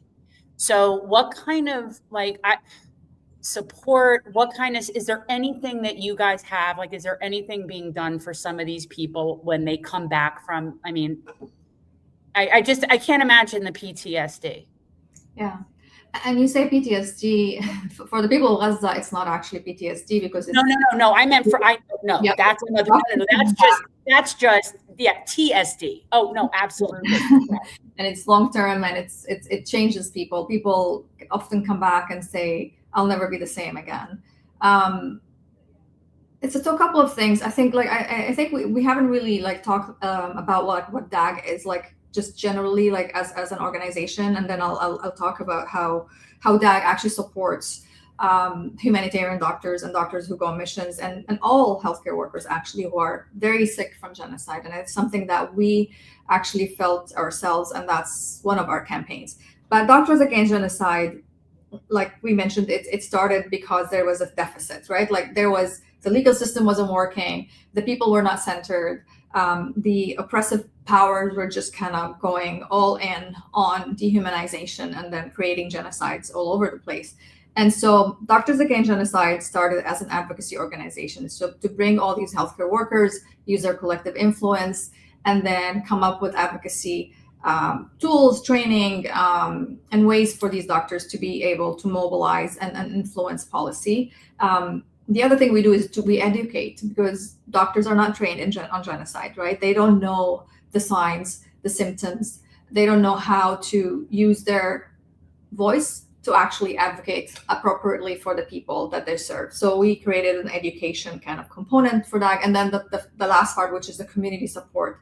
And this is where we center the voices of the people impacted by genocide. We create campaigns that bring people together to provide that support. So we have, through fundraising, and we hesitate to even call it that because it's really community support. It's allowing people who care to use their money to directly positively influence the outcomes for the people who are impacted by genocide. And so when these doctors go on missions, what we often hear is that they go and they're like, obviously they're never prepared. You can never prepare for what you see because, as Nidal mentioned, the mass casualties alone, like the volume, the sheer volume of these injuries and the intensity is just completely beyond anybody's imagination. But the other thing too is that you go in and you work with colleagues who have been doing this for months, right? So a lot of them have been either detained, some of them have been killed, their families are under the rubble in some cases, they haven't seen their families for months. So they're also confronted with seeing their colleagues, operate under the most unimaginable conditions. And the other thing they all say is that the doctors in Gaza, the healthcare workers in Gaza are exceptional at providing care. Despite all these circumstances, they're resilient. And again, we don't want to make them sound like heroes because they're human and they hate it when we actually almost romanticize their sacrifice. It's not their choice, right? They're put into this situation and they choose to serve, they choose their patients every single time. And the story of Dr. Hassan al-Safiya and other doctors who have been arrested just simply because they're doing their job. And even when doctors want to go to Gaza, right now, Israel prevents 50% of those doctors from even entering Gaza and now the West Bank, because I think the West Bank is heading towards kind of an escalation in this genocide. Mm-hmm. And so I'll go back to the sick from genocide phenomena because Nidal mentioned that doctors are trained to save lives. That's just who they are as people, right? So when you're confronted with this moral injury, right, like you see those people attacked, children, with shrapnel injuries, that you see the dismembered people, the largest cohort of children amputees. You see all this atrocity and you cannot help. And you feel like your institutions are betraying you, right? Your hospitals are betraying you and oppressing you. Your medical associations are oppressive and they're not saying anything. And then your government, your tax dollars are sending money and weapons and diplomatic cover for Israel to continue these atrocities. So the doctors feel sick, and we call this sick from genocide. It's that moral injury of really wanting to help and do something, but not being able to. And so the solution for that, ironically, is taking action. Is what we do, is our advocacy efforts, is going to the Hill every month and then, having these meetings and demanding that our politicians are accountable. And then, to that end, I want to say that we have an event coming up on April 15th where we're getting 1,000 healthcare workers to join us because enough is enough, right? Like, what else? Like, what else do we need to, like, where else do we need to have a war? And how many more thousands of people need to die, without any fault of their own before this ends? And so we want to mobilize as much as we can. So the solution for the PTSD or the sick from genocide is actually taking action and being part of a community that is all aligned the right way. We're aligned towards, our moral values, preserving life and fulfilling the oath to do no harm in the right way, right? Not the passive way, but to actually actively do something about it. Well, I think, one thing I just want to say is when you say that these people aren't heroes, something is interesting to me. So people don't know, like, not all doctors do the same kind of doctor work, right? Like, not all doctors are the same.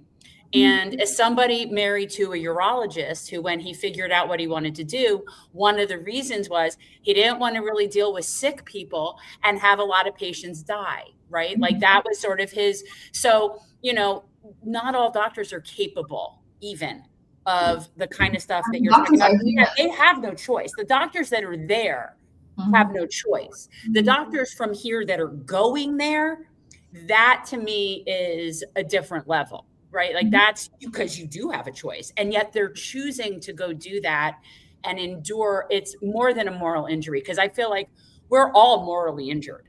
I've been feeling that way for going on way longer than 2.5 years about this. But like it's a moral injury, but for the people that see it in person, I think that the trauma is at a different level to like the rest of us. And yet they want to go back. And yet they all want to go back. Yeah. There's something about doing this work, like no matter how hard and how heartbreaking, that makes you wake up as a human being. I think it just wakes you up, and it makes you never see the world the same way again. And the only way for you to maintain that humanity is to continue to serve in that same kind of way, even if it's hard, even if you have like your life is at risk or you're stuck. I mean, our colleagues couldn't leave for a couple of weeks because Israel wouldn't let them leave, right? Some of our colleagues. So of course there's a huge risk, and there's a trauma but they all want to go back.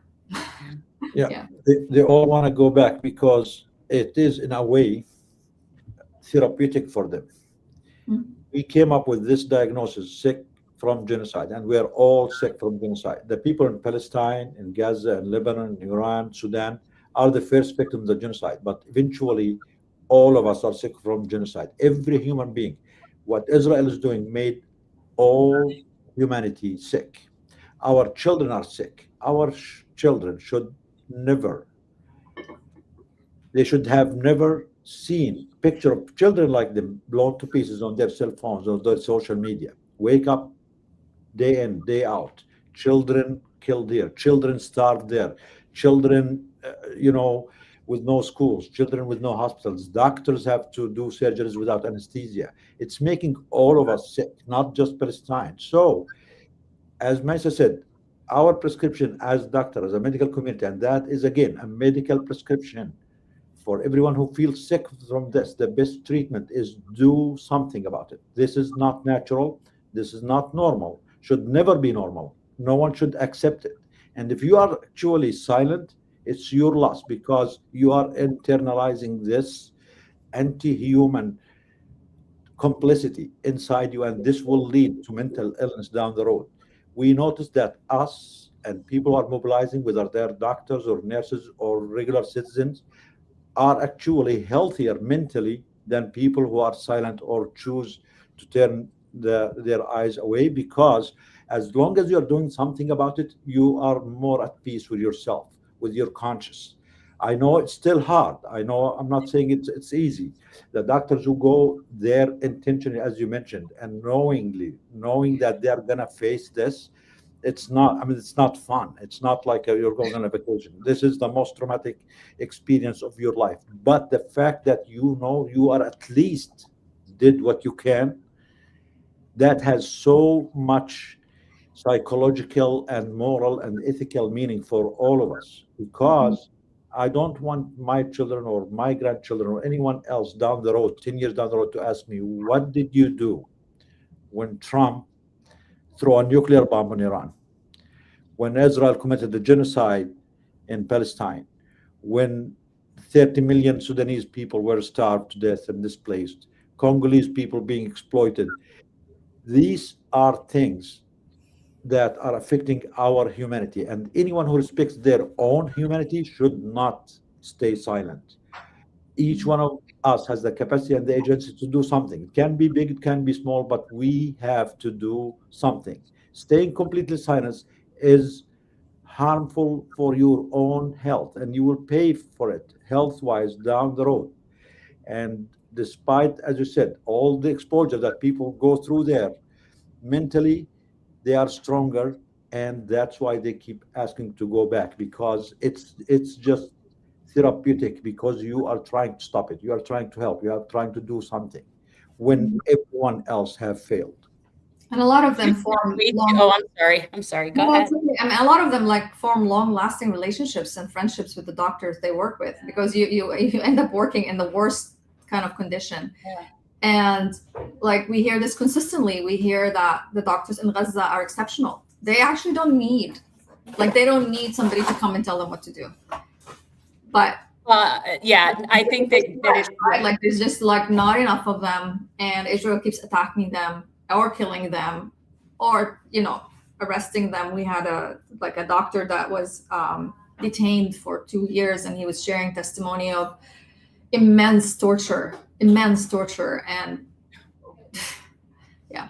So that so there's many reasons why these doctors choose and healthcare workers choose to go there and go back, and then they just become part of this. In a way, it's a beautiful action, trying to change. It is most definitely. It is. And then coming back and sharing testimony, and some of them get repressed. A lot of them get repressed for sharing. Well, I feel like we're all bearing witness to this, and it's taking its toll. And some people just have better seats than the rest of us, right? It's at some point. But I just wanted to say, Dr. Jboor, are you sure you're a real doctor? You sound very holistic. You sound very, because I'm married to one, like I said, and you sound like very holistic and understanding the interconnectedness of the universe more so than the MD I'm married to. So I'm just putting that out there. That you seem to have. I'm actually at work now, and one of the nurses just called me. There's a patient waiting. So yes, I am a real doctor.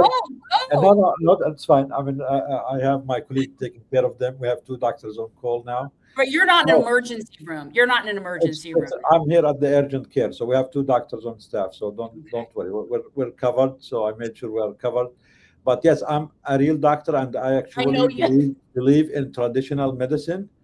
But again, traditional medicine alone is not enough, and we have to add all these. Anything that impacts life is part of medicine. If you deprive a community here, if they are poor, that affects their health, then it is our duty as medical doctors to intervene, to advocate for them, to provide for them. If ICE is attacking hospitals, is threatening children in schools and putting them at risk, that is a medical, also a medical call too, and it is our duty to advocate for them. So anything that impacts life, anything that impacts health is part of our job and part of true traditional medicine. We have a say that freedom is medicine, because anyone who's oppressed can never be healthy. They will pay for it in their health, in their psychology. So freedom is medicine, liberation is medicine, end of injustice is medicine, end of occupation is medicine,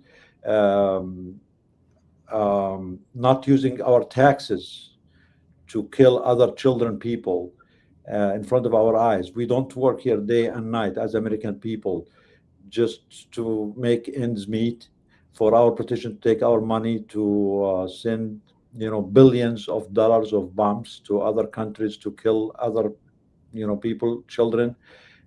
This is all within the scope of medicine, and I really think we want to expand this.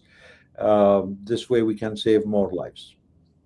Let me guess, you think everybody should have health care? Do you think everybody's entitled to health care? That's crazy. Healthcare is a human right. Oh my God.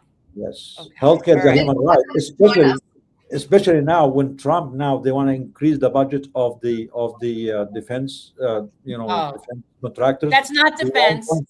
Yeah, exactly. It's not defense. Oh, the budget of war, the Department of War. So they want to increase it from 1 trillion to 1.5 trillion. At the same time, cut down on Medicaid for the poor people, basic services for our children.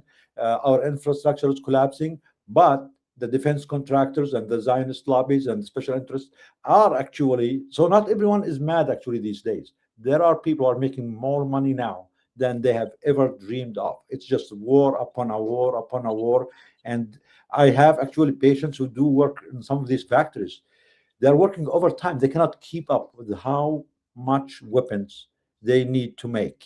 So those people who are profiting from all of us, taking our hard-earned money and taking the support for our vulnerable communities away from us just to go make money and profit from it and kill other people and other communities. This is not justice. This is against humanity, against health, and it is an obligation on all of us, especially if you are in the medical community. If you have been silent so far, you are complicit. You don't deserve the medical license that you have. You are committing a malpractice. You are betraying your oath and your profession. Your profession is advocate for life, for health, for justice everywhere. Every human being, every life is equal, whether they are in Congo or in Detroit or in LA or in Gaza or in Iran. If you fail one community, you are failing them all. If you are failing the patients in Gaza who are going into surgery without anesthesia, you are failing your patients. I don't know how you can look up your patients in the eye and tell them, I care about you. If you are doing this, you are just a businessman. You are doing a transaction with the patients. You are not a true doctor. You are not a true professional, and you don't deserve this title.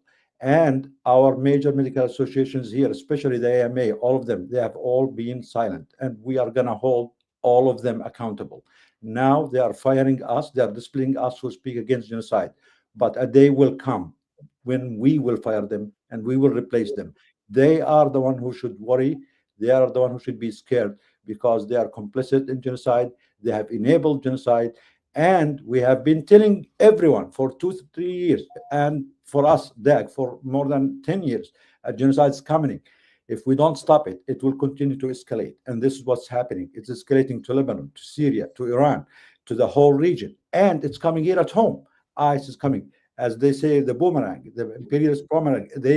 If they get away with doing it overseas, don't think that you will be protected or you are immune to it. It will come to your doorstep. Do not wait until it comes. If you are not doing it for others, do it for yourself, because they will come to you, to your doorstep, wherever you are, even if you are in the United States. And this is our oath that we will not stop. We will continue to advocate. We will continue to expose these crimes. We'll continue to hold our politicians accountable and mobilize our community. And thank you for giving us this opportunity, Jen and Peter. No, I'm looking forward to meeting you in person. I mean, we had been wanting to go to DC and get involved and do something there. It's just been a while since we've been there. And then when Sunny had said that you guys were doing an action there and we were planning on going in July, I'm like, or in April, I'm like, we should just coordinate and go. And any way that we can help or assist or whatever, you need. I mean, basically, I've been doing medical assist since college. So, I mean, why stop now? I've been sort of assisting a doctor through life. But yeah, I mean, it's very important. I think that Is your husband coming? I know you don't think it's your Is your husband coming too? No, it's just me and my work husband. Just Peter's my work husband. No, we want your MD husband to come. If not, we're going to call him out. I wish you would. You know what? Let me tell you, he's in South Florida, and and that practice is in a part of this country that is extremely Zionist. It just is. It's just the way it is. And he does see it as that's a livelihood situation that we're talking about there. And I've said it regarding other people as well. So I can't call him out on it when I recognize that some people, it's like, if you're worried about your life, that's why I do what I do, because I can, because I have that privilege. And so I feel like I can do it on behalf of people that don't have that privilege or cannot forfeit what they have. And I think it, yeah. And as far as him ever volunteering and going there, I don't know if they need urologists. That doesn't necessarily. They do actually. They do. I'd love to send him. Trust me. Yeah. But again, we're not asking everyone to just take every risk under the sun. Everyone can assess their own risk and their comfort level, but everyone can do something. I agree with you that some people, if they do speak up, if they are very, outspoken, they might lose their livelihood, and we're not encouraging them to do so. But there are other ways for them that they can support. They can, support petition. They can support calls. They can donate. So everyone has a role to play. I mean, we have to mobilize. I think we, the people, have more power than those in power if we mobilize a critical mass of us. The only reason they are winning, the only reason they are controlling our destinies is because the majority of us are either silent or apathetic or just turning their eye. Yeah. But we just have to come to stop because it's all our humanity at risk. I agree. He supports by supporting me. And that's the truth, is that what has allowed me to do everything I've done since the first time I ran for Congress to now is because there's someone like that that is able to create an environment where I'm not at risk. So where I have that privilege and that safety to have my platform. So I respect that and I appreciate that. That's good enough. Absolutely. We look forward to meeting you in DC next week. Thank you for all that you do. Obviously, a lot of times these protests, I don't want to call them protests. I think it's such an overrated No, this word. isn't no, it's not a Can I protest. please, these calls to action are very important. And I think if you're going to come there with 1,000 doctors, there's no way that they're going to ignore it. They're going to try. I mean, I actually think it's going to be very interesting because as things tend to get a lot worse, you're going to see the collision course between your faction and two other factions that are there. You've got the pro-Israel faction that is in desperation mode at this point because they know they're losing control. And then what you're also going to find is a slew of people, of family members that have lost their sons and daughters and brothers and sisters over in Iran, and they're not getting their information back about why their children are dead and no one's telling them about it. So it's going to result in a very interesting get-together next week. So we definitely look forward to it. Want to thank you both wholeheartedly for coming on and for what you do. And we're going to do everything we can in our capacity to continue to help spread the word about Doctors Against Genocide and whatever we could do to help end this atrocity that is the state of Israel once and for all. So I just want to add, so April is the international month for the awareness and prevention of the crime of genocide. It is a recognized international month. That's why we chose this month of April to mobilize. April 15th is the tax day where our tax money is being taken and used to commit genocides. Also, April 15th is the anniversary for the beginning of the genocide in Sudan. So we are trying to use all these connected and interconnected issues together to mobilize the medical community. So if you are a doctor, if you are a nurse, if you are a healthcare worker, if you are a patient, if you are a supporter, please, we want everyone to join. If you care about Palestine, join us. If you care about the war on Iran and Lebanon, join us. If you care about Sudan, Congo, join us. If you call about the ICE attack on us, join us. If you call about our attack on our freedom of speech in the universities, join us. If you care about cutting basic services here in the United States, join us. If you care about cutting the funding for research, for medical and scientific research, join us. If you care about the Black community here, join us. If you care about the immigrant population, the dehumanization, the demonization of that population, please join us. If you care about the LGBT community, the risk of the demonization against them, putting them at risk of genocide, please join us. We are all in this together. Whoever you are, whatever you care about, join us, because all these structures, all those aggressors are all interconnected. The same structure is committing all these crimes, and all the victims are us. All the children are us. All the people are ours. All the children are ours. All lives are ours. So please join us on April 15th. Yeah. None of us are free until everyone is free. Side note, but is there an opportunity where like sit down and like have some food and like hang out and meet some people kind of thing going on? Or is it going to be just all work all the time with you guys? No. So we actually, that is the best thing about going to DC. We do have a lunch. We have a dinner together the night before on April 14th. Then we have all day of action on the 15th. Then we have a dinner at the end of the day, April 15th. And this time we might actually have more action or advocacy work on the 16th. So yes, we will sit together. It's good to meet people in person, sit for food, and everyone who usually join us actually feels like family. So for those who are worried, don't worry. Everything's going to be peaceful. Everything's going to be smooth. Everything's going to be organized. We will take care of you. There is no risk. Everyone will do the things that they are only comfortable with. We are not going there to fight anyone. We are not going there to put anyone at risk. We are actually, our goal is to protect life and to ensure safety for all of us. So if you have never been there before, don't worry. We will take care of you, and you will be in a team. They will tell you exactly what needs to be done. You don't need to prepare. That's why I was asking. You don't need to prepare any speeches. You don't We'll need to be involved. also, Go to the offices, they always have snacks too. And you will have food in a restaurant there in DC. The owners are from Gaza. And okay, so that's what I was going to say. Are we getting the good food? Because I don't want the snacks in the congressional offices, but I don't know that I definitely can't handle the Pakistani food either. So we need some sort of like Palestinian food. Yeah. So Let me explain something to you, okay? Privileged white American. If they are offering you food and if it's from Pakistan, you're going to eat it. That's no, because I could die. They tried. Yeah. My head was on fire. I can't with them. Just tell them oh to my make God, it. It was a painful Tell them to make it the experience. Trust me. Just tell them to make it the Caucasian way, and you'll They be don't. fine. I'm telling you. The Well, I Pakistani love I love Pakistani food too. I would definitely go for Pakistani right now. Hey, listen, I love it. I like spice. I mean, listen, I like spice within reason. I go with Jen. I think when it comes to Thank spicy, you. I'm good with Jen. I'm good with the magluba. I'm good with the magluba. Yes, you will get magluba. Don't worry. And let's put an ad for Al Bawadi restaurant. It's in Al Bawadi restaurant. Church's Fall. What's the name of the restaurant? Palestinian Al Bawadi. Al Bawadi Grill. Yeah, Al Bawadi. One at a time. One at a time. How do you spell this? ALB. No, we'll be there. We will know. I'm trying to show people in that. Do me a favor, could you please? Put it in the thing, but we can put it in the description.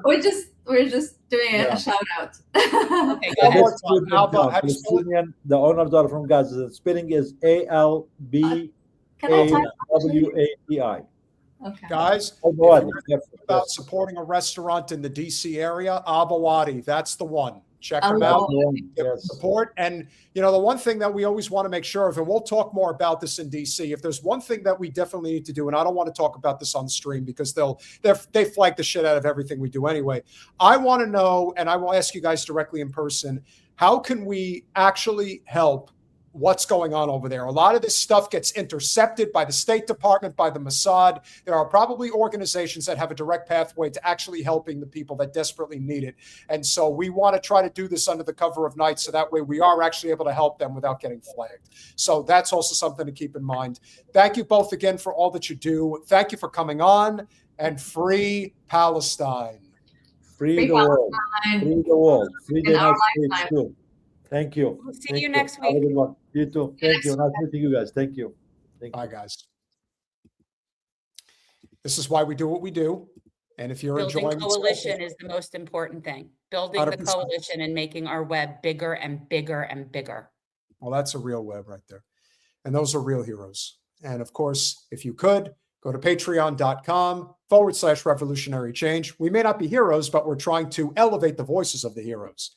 For as little as $5 a month, you can become an actual monetary sponsor of our channel. But remember, you can join us at patreon.com without being a financial contributor if you want to join the group chat. Let's kick things off with Ahmed His. Thank you for becoming a YouTube member. We really appreciate it. I do like that profile picture of the, what kind of parrot is that called again? It's a macaw. Macaw. It's a macaw, and Rachel will know. She'll put it in the chat. And those are the ones that talk, right?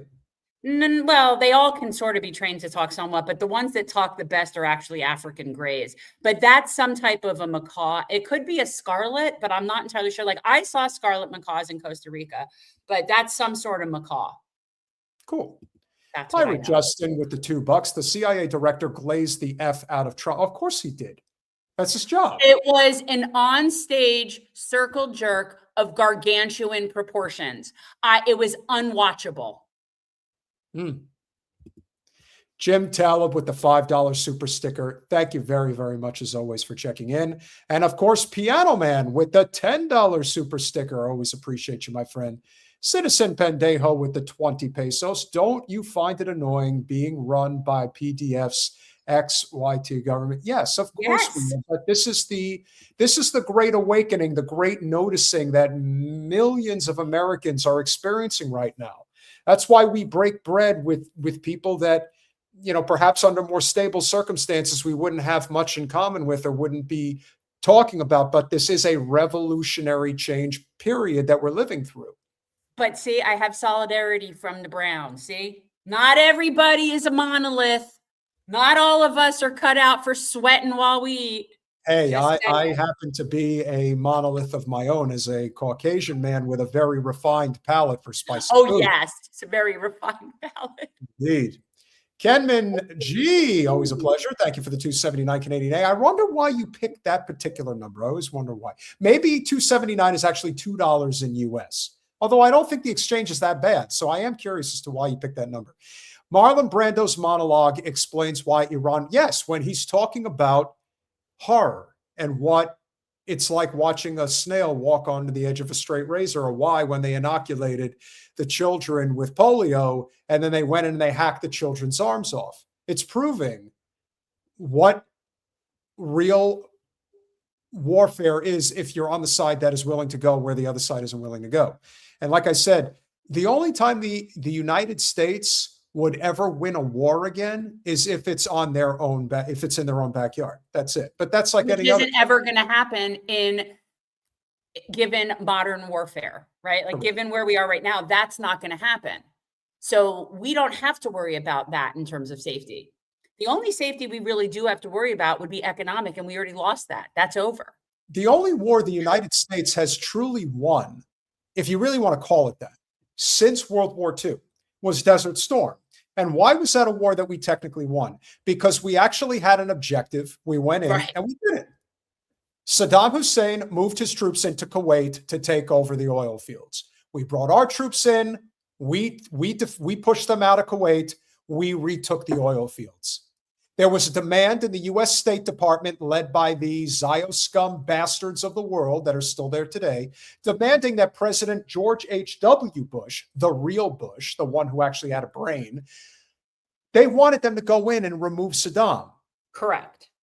And he's but like, he knew that was a bad plan. That is not a good idea. We're not doing that. He wrote an extremely long and lengthy dissertation-sized paper as to why it would be a very bad idea to go into Iraq. Yeah. Unfortunately, the tools that surrounded him, your Cheneys, your Rumsfeld, your Wolfowitz, those psychotic fucks, they were able to wait out the Clinton administration to get another tool in there that would do it. And honestly, if only W could read the level of that he would need to read at to be able to read his father's writing. But alas, he was the idiot of the village. I'm going to get to that in a minute. You know, if I did not get caught up in that scandal at the middle of my second term, you never know. I might have been the one to start the trouble in the Middle East after all. But I'm getting to you. I'm getting to that with, if we let me get into my Helium story, we'll get to that guy. Well, you have to understand, I never really accomplished anything in my life. I was given everything in my life. And so when I took the opportunity to do what I've always done, they told me that I could kick ass and take names. So I was going to kick Saddam's ass and take his name. And that's what I did. Didn't I do a good job? No. You should be hung in The Hague along with Cheney. Cheney, of course, skipped out on the bill. Citizen Bendejo with the 20 pesos. Trump's moving imaginary divisions for Christ's sake. Yes. Well, he likes to imagine a lot of things. I believe that's Amy Joe. Amy Joy, 86. No. Oh, Amy Joy. You're right. There's an I there. Amy Joy. Wait a second. Did I actually outsmart you for once? Yes, I think I did. Well, I saw Amy Joe, but you were trying to read it as one word. Correct. But I see Amy Joy. Yeah. Thank you so very, very much for the $50 contribution. Thank you for hosting Dr. Jboor and Miss Hawash and elevating their voice and noble cause. Free Palestine. Amen, sister. Appreciate you. JB, good to see you, pal. Thank you for the $2. See you there. Palestinian food is a plus. We look forward to meeting you in person. And for those people saying that the Palestinian food is spicy, look, I've had the Palestinian food, and as long as I can get some sort of vegetarian option, it's good. No, I wasn't overspiced with the Palestinians. There is in southern Pakistan and northern India, there is a portion of the world that is just known for very spicy food. Like that's what I'm known for. You people don't know unless you've sat there at an iftar table with a family of Pakistanis. And I'm sitting there. And by the way, mind you, I'm the only woman there that isn't wrapped in a hijab, right? Like my whole head is free. I'm dressed like modest, but my head is exposed and whatever. And I'm sweating buckets eating with these people. And I turned to this girl. She was so sweet saying this to me. I'm like, how are you not? And she's like, she said something along the line of, oh, we don't have taste buds anymore. Because like she made some comment as to that her and her family just that, like she acknowledged that this was not a normal food situation for me. I think she actually almost felt a little bad for me. Well, I always get it medium. Like I don't really take chances when they say hot because it turns out that medium in Pakistani cuisine is actually hot. So when you think about what would be considered hot in Pakistani cuisine, I mean, I don't know. The problem that you run into with certain types of culinary options in various parts of the world is you want to be able to taste the food. There's nothing wrong with spice and everything nice. But if you can't actually taste it because it's so overwhelmingly heated, then I'm good as long as there's no good as long as everybody speaks enough commonality where there's not a major language barrier and I could potentially get killed by eating some sort of ghost pepper in my food or something. I'm good. I'm good. And I'll, because I remember,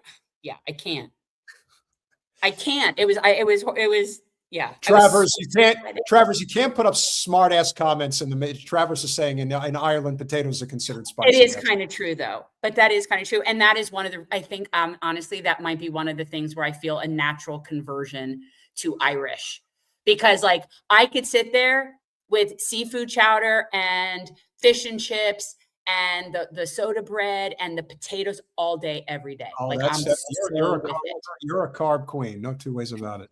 This Citizen Bendejo with the 50 pesos. This is what America doesn't see.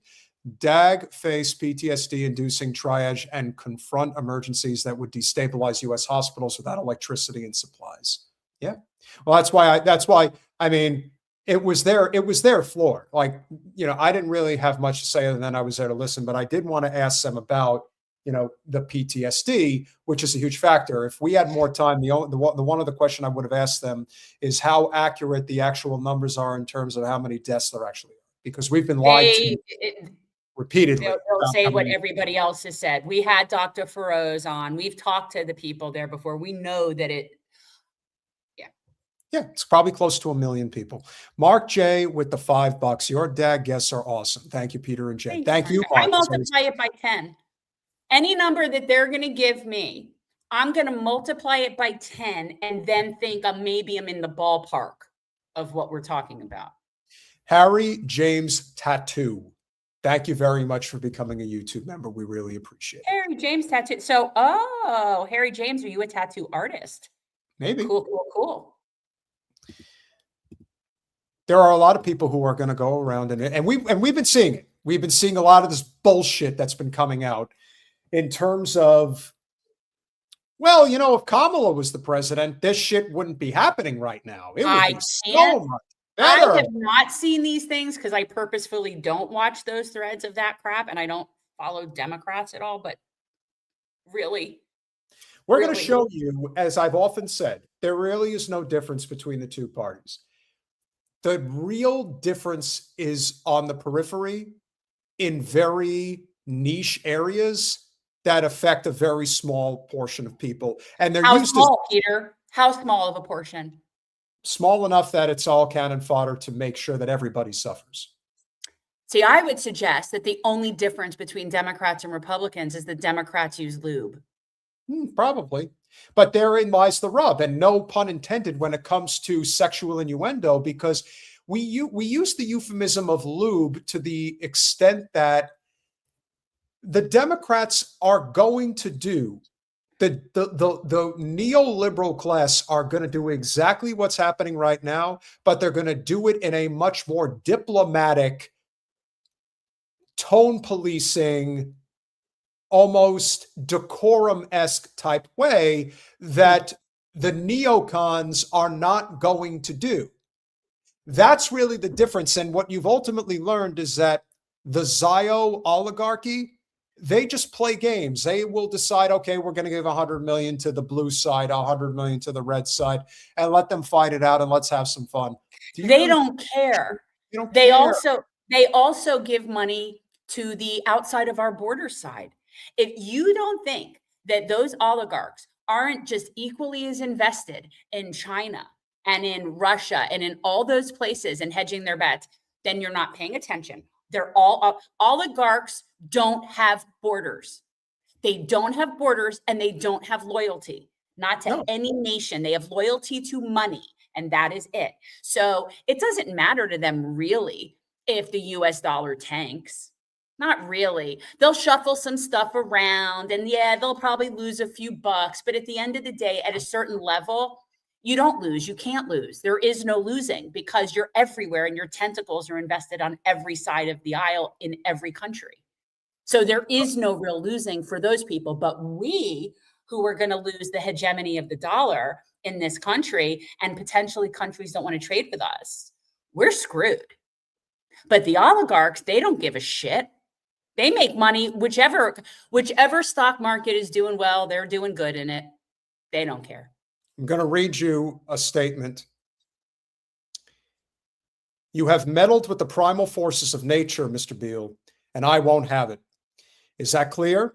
You think you merely stopped a business deal? That is not the case. The Arabs have taken billions of dollars. Who is this from? Wait, who is this from and to? I didn't hear that. I'll tell you when I'm done. The Arabs have taken billions of dollars out of this country, and now they must put it back. It is ebb and flow, tidal gravity. It is ecological balance. You are an old man who thinks in terms of nations and peoples. There are no nations. There are no peoples. There are no Russians. There are no Arabs. There are no third worlds. There is no West. There is only one holistic system of systems, one vast, inhumane, interwoven, interacting, multivariate, multinational dominion of dollars, petrodollars, electrodollars, multi-dollars, Reichsmarks, Rins, rubles, pounds, and shekels. It is the international system of currency which determines the totality of life on this planet. That is the natural order of things of today. That is the atomic and subatomic and galactic structure of things today. And you have meddled with the primal forces of nature, and you will atone. Am I getting through to you, Mr. Beale? You get on your little 21-inch screen and howl about America and democracy. There is no America. There is no democracy. There is only IBM and ITT and AT&T and DuPont and Dow, Union Carbide and Exxon. These are the nations of today. What do you think the Russians talk about in their councils of state? Karl Marx? They get out their linear programming charts, statistical decision theories, min-max solutions, and compute the price-cost probabilities of their transactions and investments just like we do. We no longer live in a world of nations and ideologies. The world is of a collage of corporations inexorably determined by the immutable bylaws of business. The world is a business. It has been since man crawled out of the sublime. Pedo, that's true. Okay. To see that perfect world in which there's no war or famine, oppression or brutality, one vast and ecumenical holding company for whom all men will work to serve a common profit, which all men will hold a share of stock. All necessities provided, all anxieties tranquilized, all boredom amused. And I have chosen you to preach this evangel. That's the truth. There are no countries. This is all about multinational corporations, or as our friend over at Status Quo likes to say, the United Corporations of America, because that's what we are. This was one of the reasons I wanted to cover that story about Iran putting out that threat against the corporations that I didn't get to, and then you didn't cover on Saturday. But anywho, Colin, do you have there was like a series of 3 things regarding the helium. There were 2 articles and then a post. Yeah. And do you have I put them in the right order? So is this the one? No, this was not right. This is like the last one. Yeah, this is the first one. Yes, thank you. So guys, you know, we're talking about, oh, Sonny wants us to ask the Gaza death toll question. Yeah, we'll ask when we meet up with people.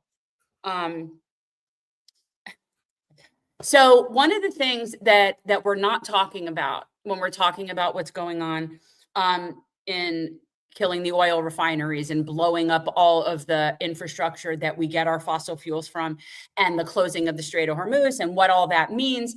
And there's a lot more at stake than just fossil fuels. We've talked about rare earth minerals, but one of the biggest things that is at risk, and I really wasn't aware of this, and I sort of went down this little rabbit hole on this, and we'll get over to Bill Clinton in a second and how this ties back to him, because it kind of does. It kind of does. So this article was the best concise I found, because there were so many articles that go into different details about why the helium matters. And I'm going to read this article, but the key point is that this is a global thing, and it's going to be affecting everybody in a way that I don't think people really understand how this will come into play. So why the Iran-Israel war matters for the world's helium supply. Scroll. Okay. An overlooked consequence of the US and Israeli conflict with Iran is the shock to the global helium trade. While headlines have focused on oil price spikes and liquefied natural gas disruptions, helium extracted as a byproduct of natural gas processing has emerged as a strategic choke point for advanced economies. Qatar supplied roughly 1/3 of the world's 190 million cubic meters of helium in 2025.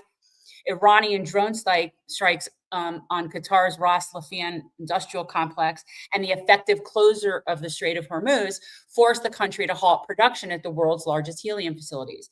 The disruption began, the disruption began around March 2nd, when Qatar declared a force majeure on liquefied natural gas in shipments. Because helium is recovered, which I didn't know this, I had no idea.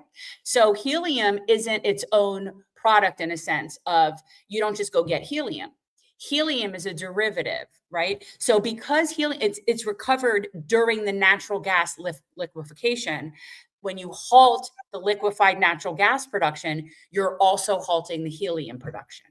And why does that matter? Why does helium matter? People wonder, is it just about making, high-pitched voices at parties and sucking air out of balloons? And no, shock. Yeah. It is not about that. So actually forward, because I'm not caring about the prices. I want to show the part where we're talking about, you could scroll a little bit, because this is about where it's from and whatever, but the containers, here it is. Helium's strategic importance stems from its physical properties and its role in advanced technology supply chains. This is where it's interesting. No other gas combines an extremely low boiling point, chemical inertness, high thermal conductivity, and non-flammability at an industrial scale. Semiconductor manufacturing is one of the largest sources of demand, accounting for roughly 21 to 25% of global consumption, as it relies on helium to maintain ultra-clean cooling environments. So engineers also use it to detect microscopic leaks in advanced fabrication tools and ultraviolet lithography. There are some very high-tech equipment. And by the way, this will affect AI, because those data centers need cooling, and the cooling is done by the helium. That's how this is all going to work. Helium, and this is where it gets really even more important, also supports critical medical infrastructure. Liquid helium cools the superconducting magnets used in MRI machines, more than 14,000 of which operate worldwide. Aerospace injuries use it to pressurize rocket fuel tanks, purge propulsion systems. So there's a myriad of whole things. And there's no substitutes for helium. It says, unlike oil, helium has few substitutes. And while there can be recycling in some systems, it's just not common, and there's not enough, right? So at some point, we're going to have a helium problem because we're not getting it anymore. So what is that going to look like? So Colin, could you go to the second article? This is why there's a chance that Trump is going to get kicked out of office. Okay. So, guys, this is very interesting. So, the U.S. actually has traditionally had a huge stock supply of helium. huge supply of helium. In fact, we had the largest reserves of helium on the planet. And so just like everything else, we thought, I know, let's privatize it and make some money off of it. So back in, and by the way, this whole thing, this whole procedure to buy the helium or to sell off our national reserves of helium, it started, I want to say back in 2019. The sale didn't finally go through until 24.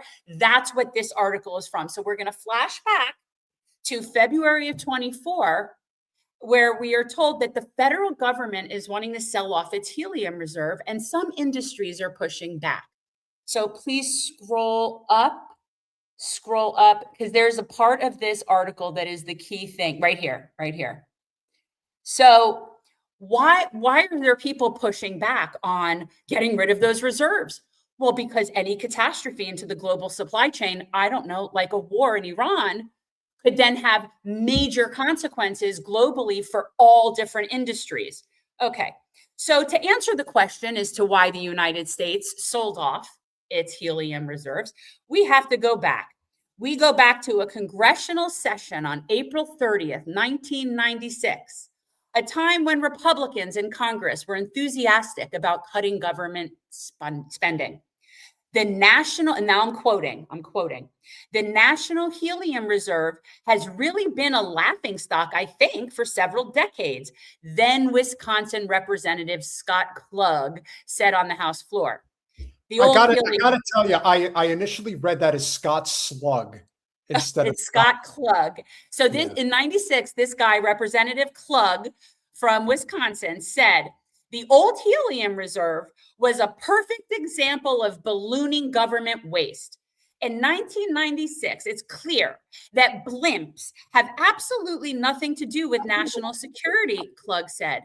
They may have to do with some intriguing shots at the halftime of Monday Night Football game, but I think they managed to do that without support from the federal government. Therefore, the Helium Privatization Act passed later that year, and President Bill Clinton signed it into law. Shocking. A few years later, the government started selling off its stockpiles of helium. Okay. Then the market went crazy. And this is where it all starts to go out of control. So now we know that this sale that they had opened up in 1996, it started getting pushed through the particular sale that did go through, I believe, in 2019. Keep going up, scroll. You have no idea. Like this was so unbelievably like crazy. So keep going. A potential shutdown of the reserve right here. Right now. So after a few years of delays, the federal officials finally revealed the bids from private companies. We're back into 24. So this was in 24 when we're looking at that they're getting ready to sell off the reserves. 96 is how come we're allowed to do that. Thank you, Bill Clinton. And so the transfer is when things are going to go sideways. So now that did go through. Colin, pull up that last picture that said, okay, this is what it is. So the BLM helium system sale provided $460 million. We sold it for $460 million. The Bureau of Land Management did. Keep scrolling. Yeah. Wait, what was the date? Go back up for a second. What was the date on this one? Where was the? Because this was just like right after. Okay, so this was at the end of that year. So this was who finally bought the helium. So where did those helium reserves go? To what private? So the Bureau of Land Management transferred $460 million in proceeds from the sale of federal helium system to the U.S. Treasury, marking the conclusion of a historic program that served the nation for nearly a century. The sale of the federal helium system, directed by congressional direction under the Helium Stewardship Act of 2013, okay, it was 2013, reflects the BLM's commitment to ensuring the efficient and responsible management of the nation's helium resources. Helium is used mostly for scientific research, medical technology, and high-tech manufacturing and national defense. The sale and subsequent transfer marks the end of an era and successful transition to private industry. This was already in 24. So we're at 24, we're in the middle of a starting world crisis, and they're still thinking that the idea to sell this and finalize that sale was a good idea. Well, did you notice a common theme between the dates? What, between the beginning of 24 and the end of 24? No, 1996, Oh, well, 2013, and 2024. What's the common theme? elections. These were under all three Democratic administrations. Huh. That is interesting, isn't it? Yeah. But, you know, the So- blue team is better. The blue team's better, Jen. Remember that. Very So, but important. this is what people need to, so that program, the federal helium program, began in 25 when Congress recognized the need to ensure that helium would be available for defense needs. Also, let's keep in mind that that was long before they knew what other things it could be used for, in terms of, they didn't necessarily predict AI and or MRI machines.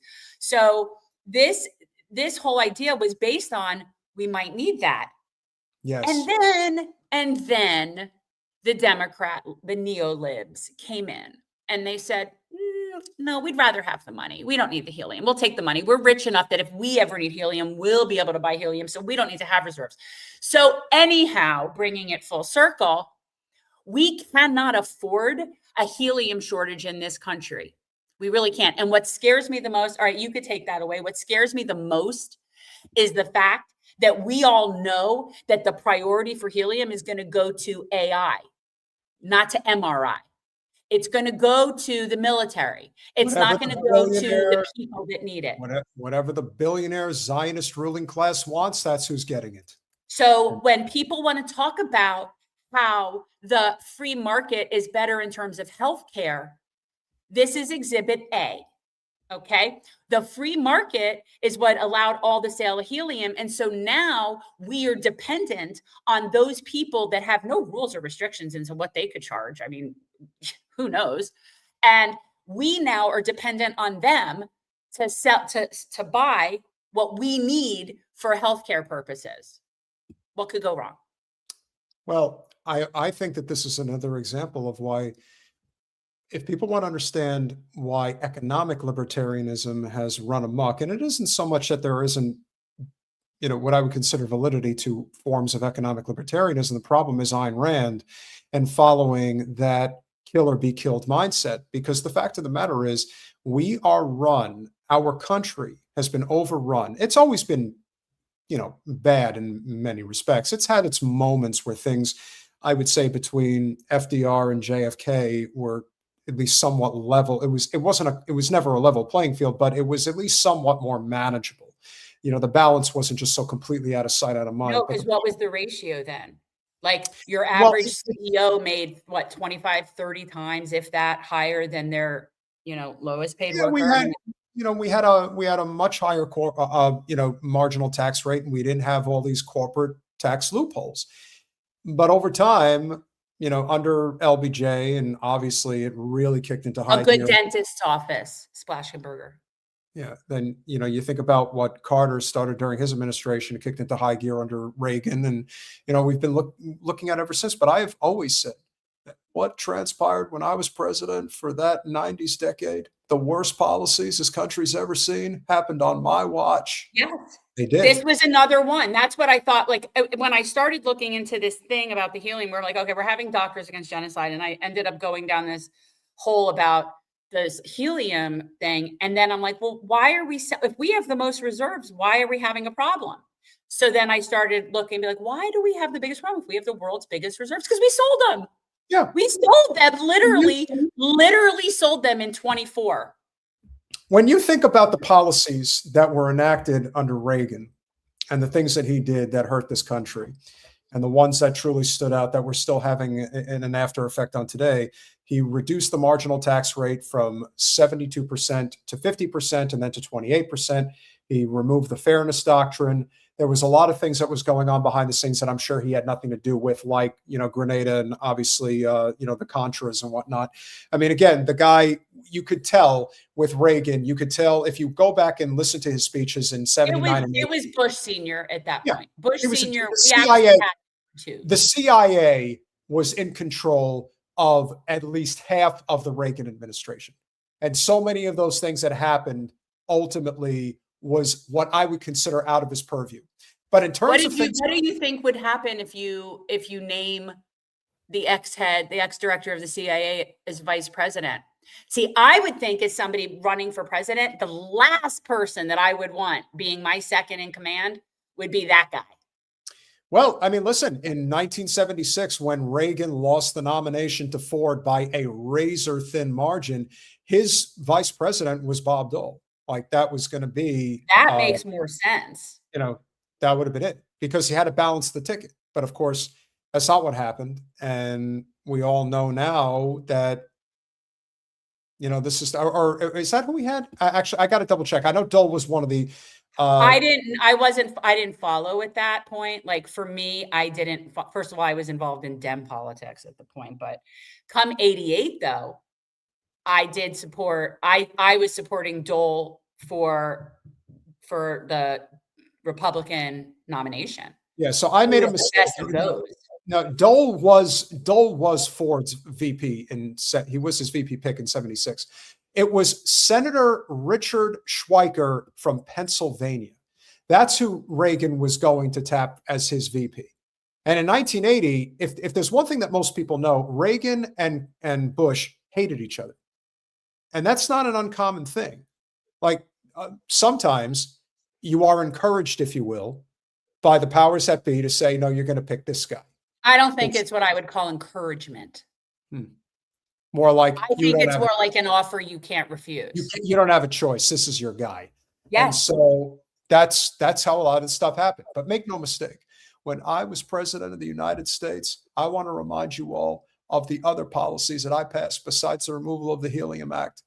When I had a Democratic supermajority, I passed NAFTA. I passed the crime bill. I passed normal trade relations with China. Gritty, we need to talk at some point, have a little bit of an educational moment, teachable moment here.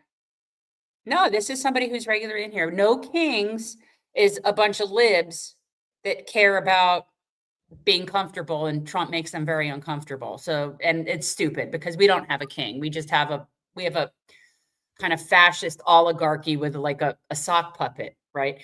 But socialism has nothing to do with that. Right? Socialism is when workers own the means of production. So we don't have that either, except for maybe a few handful of co-ops in a few places. It's really hard to say because the fact of the matter is, you know, LBJ was obviously the most favorable president to Israel. Nixon hated Israel. He hated the Jews, but hey, listen, at that time, it is what it is. Oh, you think he was being ironic? Okay, sorry then. And then I would say, you know, Clinton's relationship with Israel was extremely favorable, as was George W. Bush's, because George W. Bush is a shit-kicking dumbass who, you know, was an evangelical Christian Zionist. So naturally, there was going to be an acceleration, if you will, and why he was so ready, willing, and able to take Satan Yahu's word about, oh, we should definitely invade Iraq. That's a great idea. And then, of course, Obama was no better. And then you have Trump. And Joe Biden, oh my God, he gleefully admits that he's a Zion scumbag. Now, the military is most definitely not socialist. The military is fascist and authoritarian and designed to basically maintain supremacy and hegemony. So no, it is the actual opposite of socialism. Socialism is, again, workers owning their own means of production. So it's people all benefiting from the social system. So it's the opposite. I also want to say one more thing about the Bushes, and this is, again, why, you know, it's 6 to 1, half a dozen of the other between them and the Clintons in terms of who was the worst dynastic political family of the 20th century. The one thing that you have to remember very importantly about the Bushes, Prescott Bush made his fortune through the State Department funding the Third Reich. That's a fact. That's a fact. And so when you think about the Nuremberg trials, and yes, you know, Goering and Hess and Rudolf Haas and a whole bunch of other Nazi war criminals got what they had coming to them. But you know who never got what they had coming to them, ladies and gentlemen? the banking cartels that actually funded the entire fucking thing. They have never had to suffer what they should have suffered as a result of what they did. And the Bushes are a prime example of a family that was built on blood money. Now, of course, the Clintons have done it as well. And so this brings me to what I think is a very important point here when it comes to the deciphering differences between the two major parties. There is none, and I'll prove it. This is Hillary Clinton in 2007. The Iranians to know that if I'm the president, we will attack Iran. Whatever stage of development. How dare you? No warning, no nothing. No nothing? I don't get a warning. I don't get anything. What kind of thing is that? Again, you could always tell what period it is based on her haircut. Okay. I want the Iranians to know that if I'm the president, we will attack Iran. Oh, yeah. Oh, God, that internet lasts forever, doesn't it, Hill? Whatever stage of development they might be in their nuclear weapons program in the next 10 years, during which they might foolishly consider launching an attack on Israel, we would be able to totally obliterate them. That's a We're totally going to kill them. We're going to obliterate them. Why? Because he's such an unkempt, completely distasteful person that you're offended by it. But when Hillary says it, Yas Queen, when she comes out and says it, that makes it acceptable. Terrible thing to say, but those people who run Iran need to understand that, because that perhaps will deter them from doing something that would be reckless, foolish, and tragic. One of the reasons I became president. Let me tell you something. She is the queen of reckless, foolish, and tragic. So, she understands those things. And that ain't no way to go through life, bitch.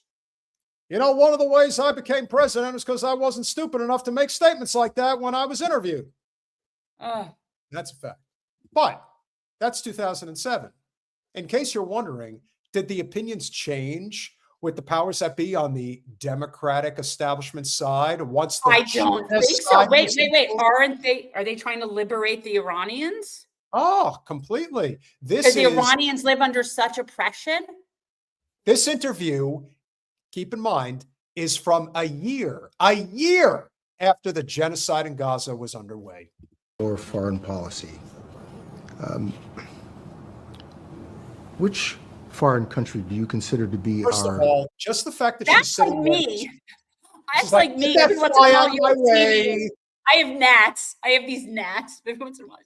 What the hell? Kamala, when you're a shitty person, they usually attract bugs. No pun intended. Hey, I have gnats. Don't say that. Greatest adversary.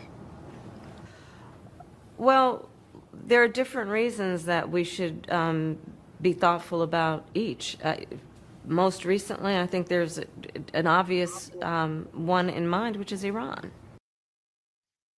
This is coming from the person who was as loud as this is a person who was as loud as anybody when it came to support for Ukraine, thinking that, oh yeah, this is a great idea. We're totally going to get the Ruskies. And a person who she is working so hard for a ceasefire. Sounds like this. Alex, you will never ever live that down, and no one should ever let you. And who do you think? Who's in Kamala's ear? Do you think? Could it be this bitch? Oh, I don't know. They both. I love this picture. If you don't know, this is from the night of Kamala's loss when she wasn't with her team and her people. She was sitting and pouting in the back with Hillary. Oh, yeah. Glorious. And look, Iran has American blood on their hands. Okay? Really? And what we saw in terms of just... And no one pushes back. This attack on Israel, 200 ballistic missiles. And there it is. We'll play it one more time. Nobody pushes back. When she says... You are not a journalist. If you are a person and someone says to you that Iran has American blood on their hands and you don't follow up with how so, in what way, what was that? You're not, that is, what blood is on their hands? Well, remember, there's something very important here that you have to keep in mind. If there's one thing we learned about how she conducted business when she was running, everything was under strict control. What you can ask, what you can't ask, if you even deviate from it, and everything is pre-recorded. Nothing is live, nothing. That's why she wouldn't sit down for an interview with Joe Rogan, because they wanted him to pre-record. He said, I'm doing that shit. You either sit down and we have a conversation or we don't. And he wouldn't have even pushed back, which is what makes her so stupid. Right. He's the easiest person to go on with. He doesn't ever push back. And you know what the funniest thing? It's not even scary. The funniest part about all this, ladies and gentlemen, this blithering idiot, as the Road to All Act, it just put in the chat, because it's funny how some minds think alike. This blithering idiot actually thinks she's going to run for something again. Please. But here's the thing. There's no one else anyway. She doesn't. They're all bad. They have no one. This is why, and this is as much of a reason why AOC thinks that she's presidential material, because the field is just so pathetic that she actually, now, do I think Alex could win the nomination if she completely sells herself out and the super delegates support her? If you think the Democratic Party will not rig the presidential primary every single time, you deserve everything you have coming to you. It's been proven. If the door is cemented shut, you can't get through it, no matter what you do. And that's it. So this is one more proof positive, but I want to play the small part again because she lets the cat out of the bag. And what we saw in terms of just this attack on Israel, 200 ballistic missiles, what we need to do to ensure that Iran never achieves the ability to be a nuclear power, that is one of my highest priorities. So if you have proof that Iran is building a nuclear weapon, would you take military action? I'm not going to talk about hypotheticals at this moment. You'll do what you're told, and that's basically what she's saying.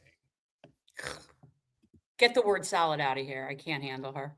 I have one more thing that I want to show you guys, because I know we're coming to the end of the show, but wait, what are you going to show? Because I had a good news story. Well, this is part of the whole, it doesn't matter who you vote for. I want people to understand that when you think about the way that if you want to see what American exceptionalism is, or just Western exceptionalism is, this is a great example of this. And this is from 2021.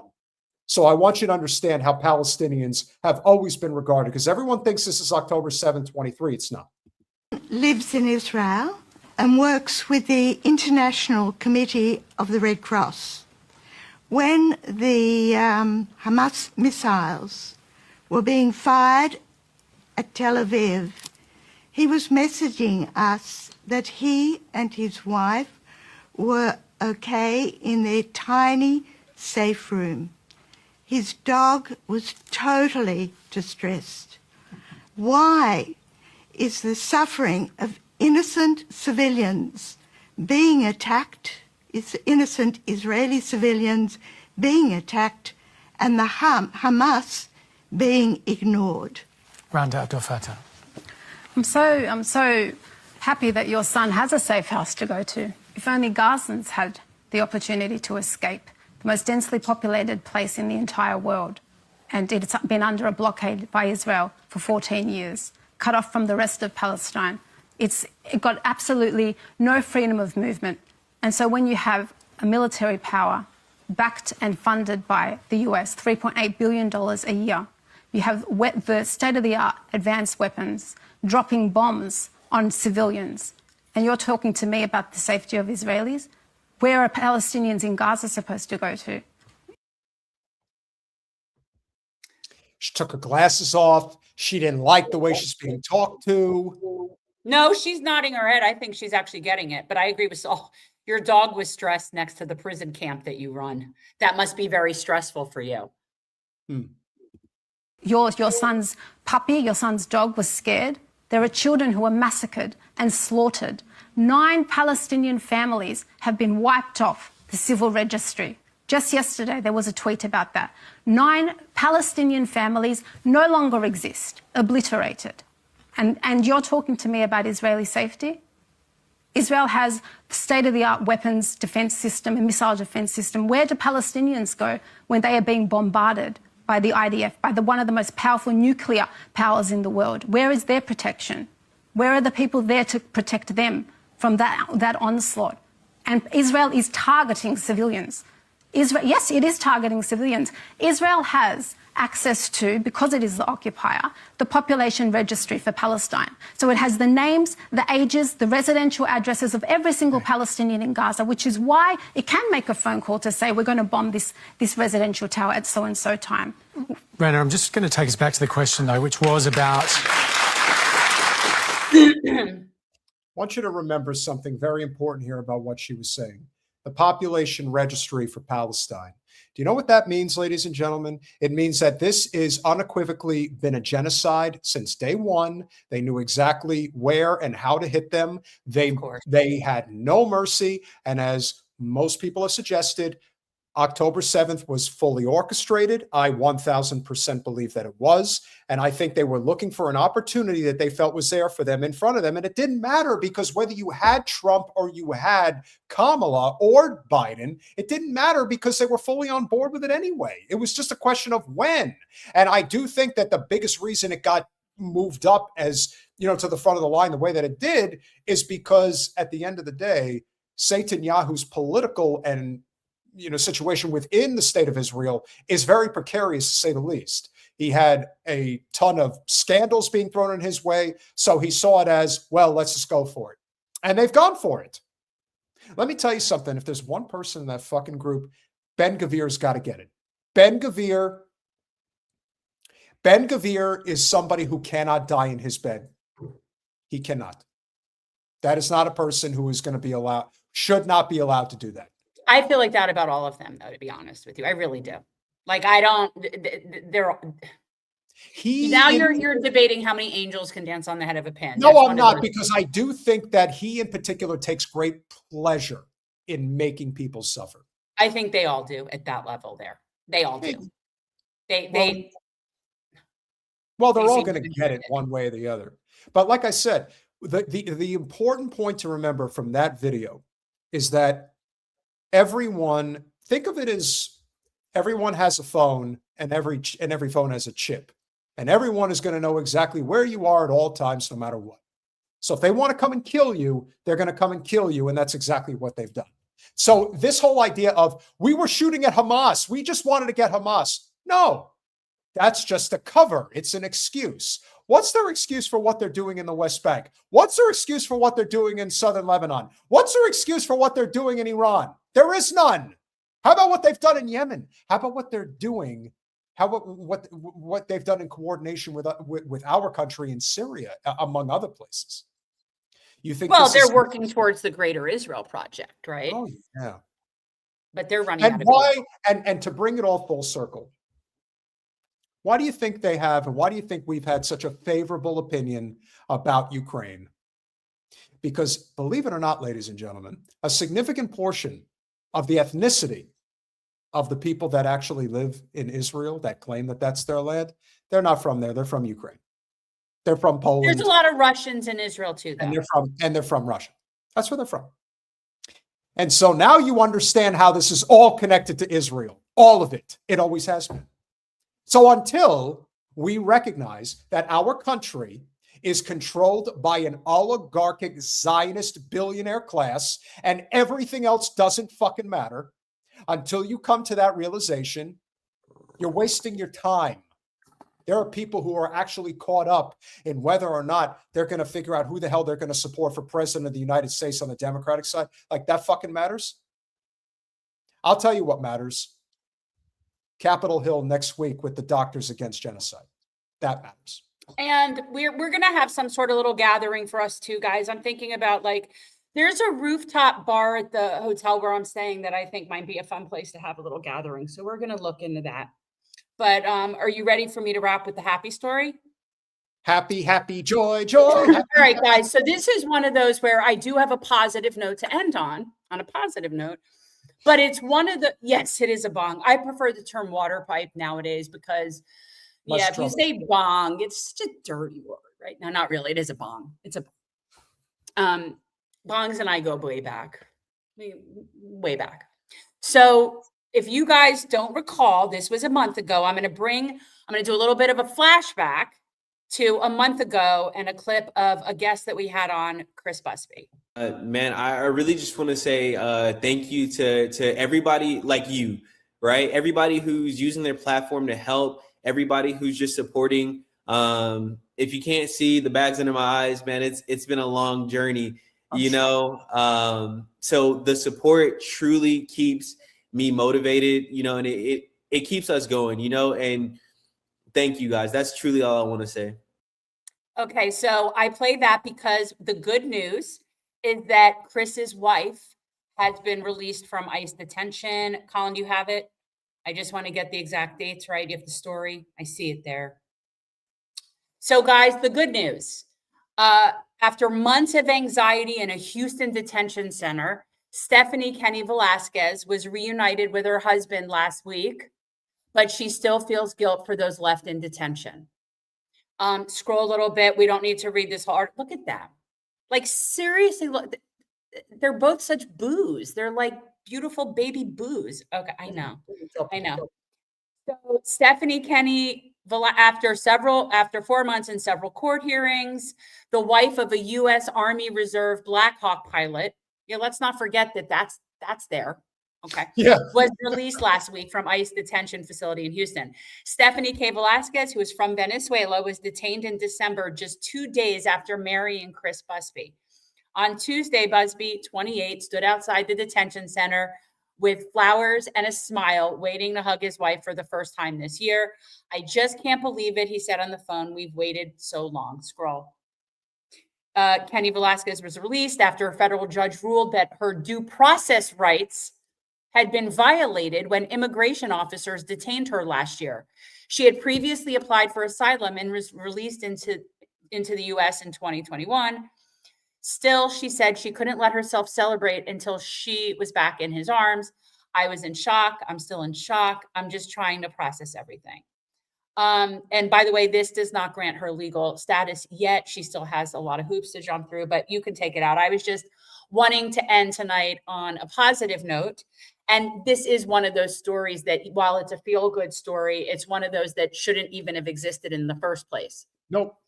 So we shouldn't be like, this girl shouldn't have had to go through any trauma for us to now be like, oh, well, isn't that great? She's home. But yes, it's great he's home.